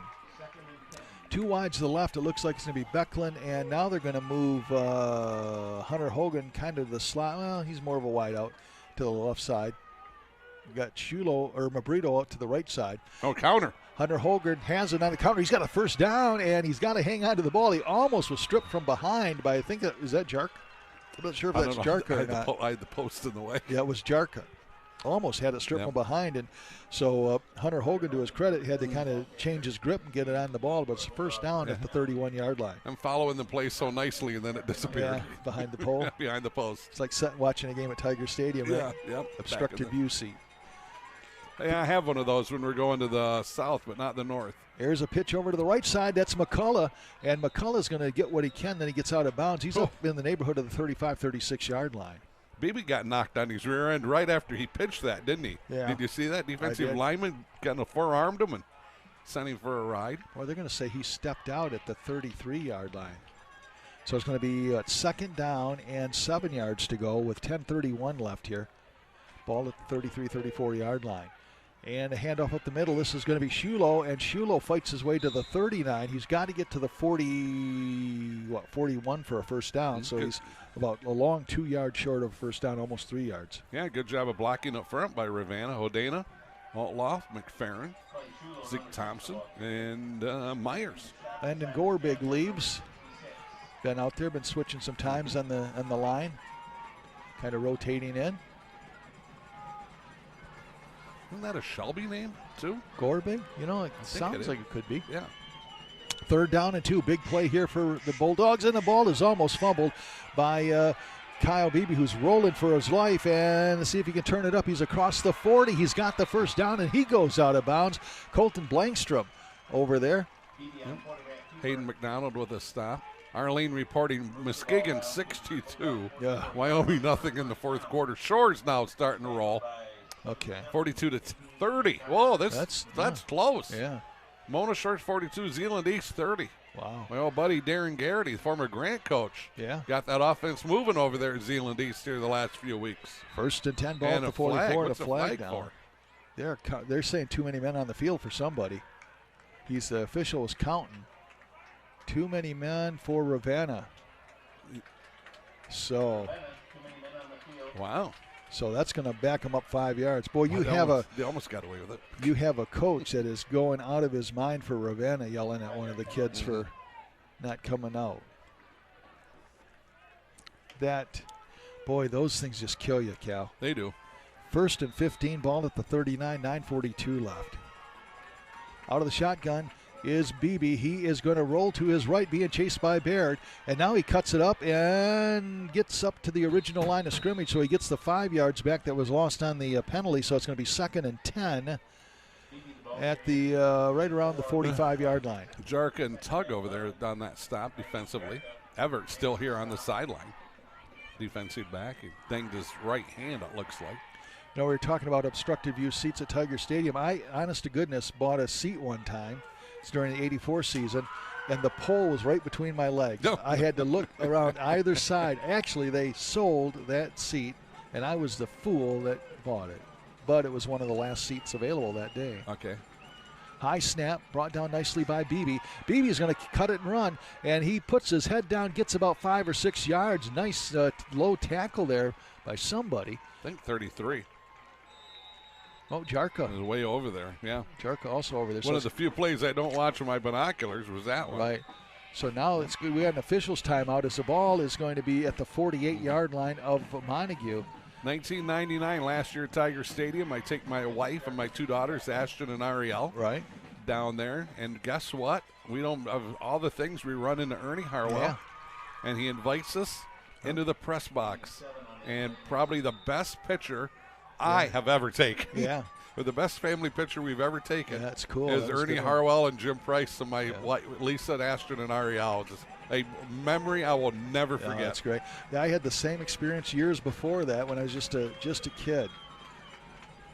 And Paul Carey and Ernie Harwell got set for half a game with them. This is Hogan on a reverse or on a counter play, and he's got a big first down. He's down to the 45, down the 44-yard line. So Ravenna, this is their key drive. 8:18 left. They trail by 7. They got to bang it in here because they may not get another chance. Yeah, Taylor over there leading the charge. Reese Taylor. Michael Moore also. And now an official's timeout again. We've had more in our share of those, haven't we? What's going on? I don't know. There we go. Now they seem to be happy. Start the clock. All right, 1st and 10, ball at the 44-yard line. Key drive here for the Ravenna Bulldogs. 8:06 left. They trail by 7. Ball is at the 44 of Montague. Wide out left side is Becklin. You got Hunter Hogan to the left side as well. Receiver slot right side. Single setback. Now that's McCullough who comes in motion. Back to pass is Beebe. Fires it over here to McCullough. McCullough is going to get what he can, which is not very much. In fact, he is going to lose some yardage. It's going to be 2nd down and about 13, so a loss of about 3. Moore and Rod Moore in there, and also Brassfield in on that stop. Rick Hickman reporting. I got some scores here. I'll try to do it quick. Reed City 6, Big Rapids nothing. Ludington 27, Heights 6, Muskegon 62, Wyoming nothing. Oak Ridge 56, Hart 24, Hamilton Spring Lake 35, Hamilton 21. Yeah, go ahead. I got Royals leading Tigers 1-0 in 5th inning. This is Beebe now is going to roll to his right, pitches to McCullough. McCullough trying to get some blocking in front of him, can't do it. He's going to get back to the original. Oh, we got all kinds of flags. So, and another flag for good measure. 3 of them. 3 flags, so the official saw something there. Yeah. Cooey over there, I think. No? Trying to figure out who got the tackle. McCullough got back to the original line of scrimmage, so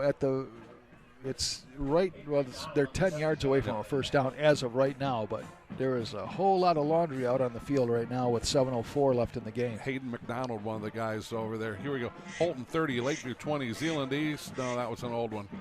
Zeeland West 42, Puffer 8, Whitehall 26, North Muskegon nothing. West Catholic 35, Fruitport 14, but I think that might, yeah, okay.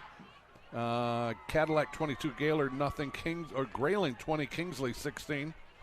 Belding and Sparta tied at 14. Caledonia 36, Grand Haven 13. Wow. We thought that Grand Haven was going to run into a buzzsaw. Final, Traverse City Central 56, Petoskey nothing. And, John Dallas. Yeah. John Dallas, old Nuevo guy, wanted me to tell you hello. Oh, hey, John. He's a freshman coach at Petoskey. And All they are right. 5-0, and their Good JVs for are them. 5-0. Way to go, John. And then they got rolled tonight by their varsity. Got rolled by Central. Well, it's been a good year and still Yes. will be. Yep. Doing fine up there. Okay, officials called everybody in on this one. Okay, here we go. Personal foul against Ravenna. Unsportsmanlike Ravenna. Wow, so 2 against Ravenna there. They only accept 1, but still, both of those against Ravenna. I don't think there's been anybody tossed. That was quite the conversation because we're at a bunch of scores. We look at radar. Yeah. And it's getting closer. What do we got? Yeah. 7 minutes. This is going to be close. So this it's just coming on just starting to come on the shoreline here. Okay. All right, so this is going to drop them all the way back. Oh, wow. So they get both so they actually mark off 30 yards in penalties? I thought they did, but then I wasn't sure. I was going to say I was almost going to say, John, I think they do because it's a personal foul type penalty. And then an unsportsmanlike. They add both of them together. Holy cow. This is 3rd down, and you couldn't travel that far in 4 days. What they're going to say, second down and 42 yards to go for a first. This is like a George Plimpton drive. Paper Lion. Wow. That's a first. I don't have enough gas in my car to drive that far. 2nd and 42. That'd be. I used to, but not anymore. Yeah. I think that's the longest one I've ever heard of. Wow. 2nd and 42 from the 24. Talk about a game changer. Beebe back to pass. He's going to drop even farther back. Fires it, and it's incomplete. That might have been just a good thing. Yeah. Because really the ball would have been right back at the line of scrimmage. And now the problem is if you don't get a first, you got to if you don't get a lot of positive another one, yards, Cal. Tell me another. I'm not. I mean, you couldn't afford a cab ride that far. That's why you get an Uber. Yeah. My buddy Kevin Chase, that Uber driver of the year. That ought to be against the law to be having to get that many. Yeah. That's half a football field, for God's sake. 3rd and 42. You got a 3rd and 42 in your playbook?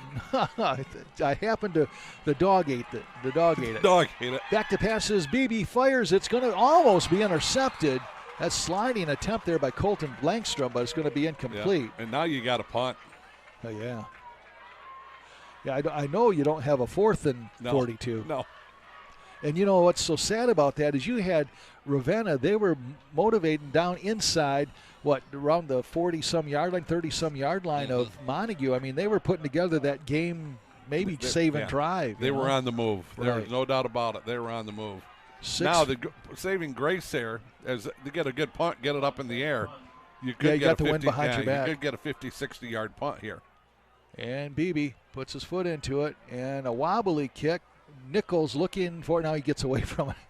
And it's going to go down inside the 25, down to about the 23-yard line, where we downed right there. So 6:33 left in the game. 1st and 10 for Montague at their own 23. 14-7, they have the lead.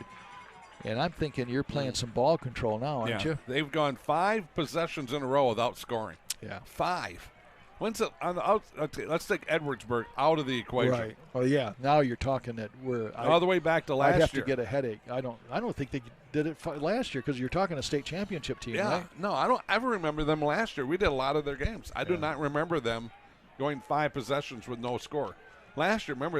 It's like 2 minutes and they'd score. Right. All right, Cooey out of the shotgun. 2 wideouts the right side, 1 wide left, and Dylan Everett is in there. And he has the ball as he fights his way up to the 25-yard line. Right now, they've already fumbled the ball twice tonight. Montague has. They cannot fumble it again. And you got to remember that Dylan's got that gimpy hand all of a sudden here. Yep. So does that play a factor in it? 2nd down, and boy, that was a long run for just 2 yards. Yep. 2nd and 8. You know, Justin Eagle and his staff are telling them to try to strip it. Right. Every play. 6:06 left. Montague moving left to right, driving to the south. 14-7 Montague with the lead. You got Blankstrom now. They're going to have him as a wideout. Actually, they're going to have what amounts to 3 wideouts to the right side, including Nichols and Taylor. Must be that's Gowell all by his lonesome to the left. And it's a pass over here to the right side behind Nichols. Nichols comes back for it and catches it, and he's going to go down at about the 24-yard line. So on that stop, he's going to lose a yard. Yeah. Thompson and then Brady Stock also there. Thompson makes a tackle. Well, I'll tell you what, this is a big time for the Ravenna defense right here. You got 3rd and 9. Got to hold them here, and then you got some hope. That you do. Because you got to punt into the wind. I don't know if the wind's as strong as what it was when we started, but you got to punt into the wind. Right. And Montague, from their standpoint, they don't want a turnover down here. They want to obviously get the first down, but if they don't get the first down, hang on to the ball so you got a shot at playing some field position here. Out of the shotgun is Cooey. And fires it. Coming back for it is Gowell. Does he hit? Nope, he didn't have. Had it for a second, but couldn't hang on to it. Incomplete. Now it's 4th down. And it would have been a first down if he could have made it. It was. Great effort by Gowell. Just couldn't quite hang on to the ball. Stretched out. But Cooey threw it where only Gowell could catch it, too. So I'm not going to say it was a bad throw by Cooey. Right. That was a safe throw by Cooey. Sure. Yeah, it did what they kind of had to do because you definitely did not want another turnover. So punting situation into the wind. And Cooey will be, I'm not so sure that's Cooey punting. I don't think it is. It's a 2-digit number there. 12. That's Blankstrom. Yeah. Blankstrom puts his foot. Boy, he gets a high kick up into the wind, and he did well. My goodness, it goes back inside Ravenna territory at the 39-yard line. 1st and 10 at the 39. I'll tell you what. That was shades of Jamie Potts right there. Remember DeYoung? Remember the punter kicker here? Yeah. Did he punt too? He could have. I don't remember. I remember just him No, I think Cody Cater did. Cody Cater did. But I'm going to tell you what was it, Lewin Christie, where he had all those touchbacks. Remember, Lewin Christie had that world-class return team? Yeah. And he just neutralized him. Boom, every time. End zone, end zone, end zone. State championship, 2009, I believe. 1st and 10. What was DeYoung's first name, remember? Matt. Okay. And this is a keeper by Beebe. Fires it or hands it off, or pitches it. I'll get it right over to Hunter Hogan, and Hogan fights it across the 40 to the 44-yard line. I feel rain. I mean, I feel it, I don't actually feel drops, but I feel like rain in the air type of thing. John, you're sitting inside. 2nd down, and it's going to be. I mean, you know what I mean. It seems like the air is rainy. Johnny, but you felt rain when we were at Swan Lake a few years ago in North Muskegon. Rain. That was a monsoon. That was biblical proportions. Yes. Counter play to Hogan, and Hogan is close to her first down. He's within a couple of yards.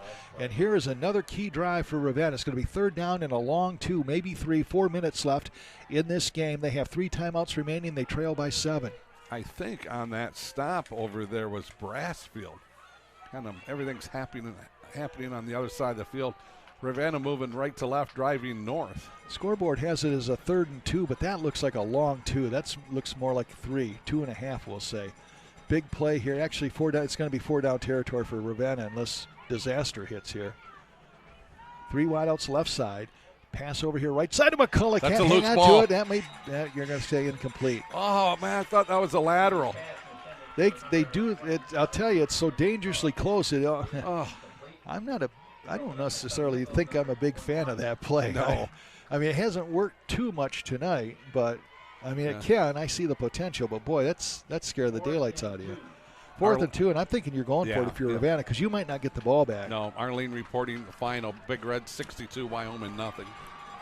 62-0. Ooh. All right, here you go. The game for Ravenna.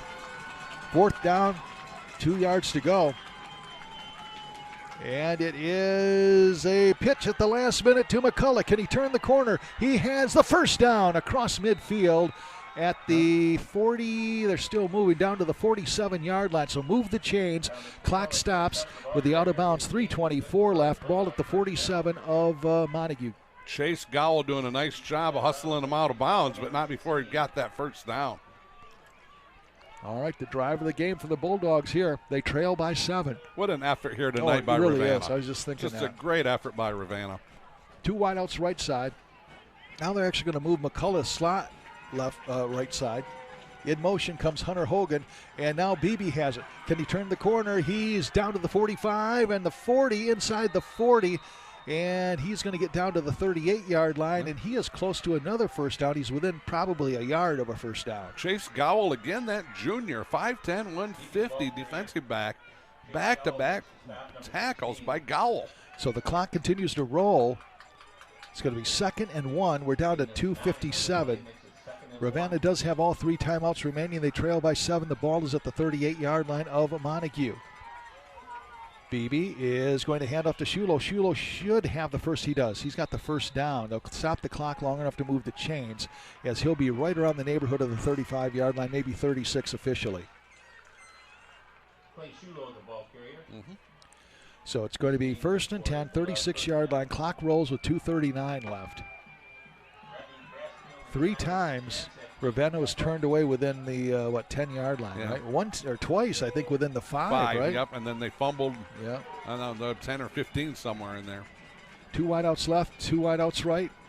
Beebe is going to hand off here on the counter play to McCullough. McCullough jukes past one man to the 35, tries to get maybe to the 33, a couple of yard gain, but they're going to say keep the clock rolling. Did not get out of bounds. Gowell's there and Aaron Rolf's there. So now if you're Ravenna, you got to be starting to think about some timeouts in here, because the clock's rolling. You got, 2nd down and about 8 yards to go for a first. You got to start thinking about getting towards that end zone. The problem is, too, Montague's got good defensive backs. Sure. They're used to playing. They've been in these big games. They're battle-tested. 2 wideouts left, right, slot left side is Hogan. Down to 138, a lot of time being taken here. Back to pass is Beebe. Beebe steps up, fires it over the middle, and throws into a crowd. It's going to be incomplete. Oh my goodness. Double coverage, but what an effort by, is that McCullough? Let's see, McCullough. Yep. Snuck in the secondary, was double teamed, and he almost made a circus catch. Yeah, he certainly did. Dylan Everett right there also. So 3rd down and 8 yards to go. 1:29 left. The only good thing that happened there is a clock stop. Yeah. And there wasn't intercepted. So I guess there's 2 good things. 3rd and 8 from the Wildcat, 34-yard. All right, here we go. You got Mabrito, McCullough, right side. Left side is Becklin and Hogan. Single setback is Shulo. Beebe at quarter. Looks to his left, steps up, fires, it is knocked away. What a play by Gowell. Chase Gowell gets in there, steps in, and knocks it away from, I believe it was either Hogan or Becklin. It's going to be 4th down and 8 with 1:25 left. 2 solo tackles on this drive by Chase Gowell, and then gets in there and knocks that ball down. That was huge. That's been a great defensive stand here, not only by Montague, but Chase Gowell. Wow, my goodness, stepping up, making plays all over the place. And Ravenna's going to take a timeout. Yeah, they're going to burn one. They need to, because it's 4th and 8 when they come back. 1:25 left in this one. We'll take a timeout. You're listening to high school football here on the Greater Muskegon Sports Network and also on CatchMark SportsNet. Where can you find good information on all kinds of topics related to the well-being of our student athletes? Check out the health and safety page of the MHSAA website. Learn about multi-sport participation, heat and hydration, cardiovascular resources, as well as insurance benefits available for our students.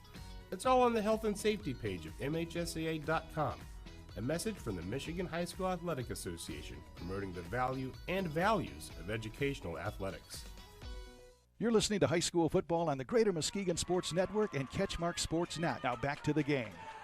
All right, and this is definitely the game. You're looking at a 4th and 8 at the 34-yard line of Montague. Ravenna with the ball. They trail by 7. And it comes down to this play for them. They do have 2 timeouts remaining, but more important right now is they got to traverse 8 yards anyhow. Yeah, you got to pick it up here somehow. Can hear the Montague fans in front of us yelling defense. All right, 3 wideouts to the right side. All the receivers over there. Shulo in the backfield with Beebe. It's come down to this. Beebe rolls to his right, fires it over the middle. It's almost intercepted, knocked down, and it's going to go over on downs. Again, Chase Gowell knocking it down. And boy, Garland has had a heck of a game and a heck of a series. Right here, this series especially. Right. 2 solo tackles, 2 passes broke up. Chase Gowell, outstanding job. So the ball will go over on downs to Montague, and they'll have it with 1:20 left. Ravenna can stop the clock 2 more times, but boy, now you're in the realm of having to have a miracle happen. Mm-hmm. Yeah, they have gone 1, 2, 3, 4, 5. They've gone all 5 possessions in the second half without a score. But again, what an effort by the Ravenna Bulldogs, huh? Yes, absolutely. So impressed with them. Gowell lined up wide to the right side. This is Cooey. He's going to hand off to Dylan Everett. Everett just runs into the line. More concerned about hanging on to the ball than yardage right now. And now Ravenna does all they can do, and they're going to call a timeout. We'll keep it right here since there's a minute 13 left and a timeout called by the Bulldogs. They really can't do anything but hope and pray for a mistake, really. Yeah. With that rain, the first part of the rain that was coming on shore kind of fell apart. To take you a quick walk down memory lane in 2000, I think 7, somewhere back in there, you and I followed North Muskegon over to Swan Valley. It should have been Swan Lake. Yeah. And it started to rain, and and the field really wasn't crowned very well. No.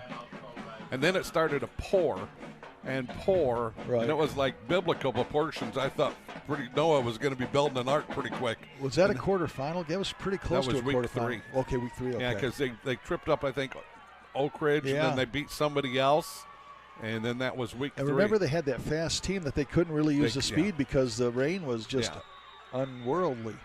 That's when they had Fonsteel. Fortin was the quarterback. Oh, they had some great athletes. They just could not get outside. 2nd down and 8, and it's going to be a handoff to Dylan Everett. He turns the corner at the 40. He's up to the 45-yard line, and let's see if he stayed in bounds. He does. They're going to continue to roll the clock. And let's see if Ravenna chooses to call another timeout after the 1st down. I can remember rain coming into the press box. Rain. You were pulling the equipment closer and closer to us because it was coming in on an angle. Yeah, water running in the press box. It was crazy. As Forrest Gump would say, it was slanty rain.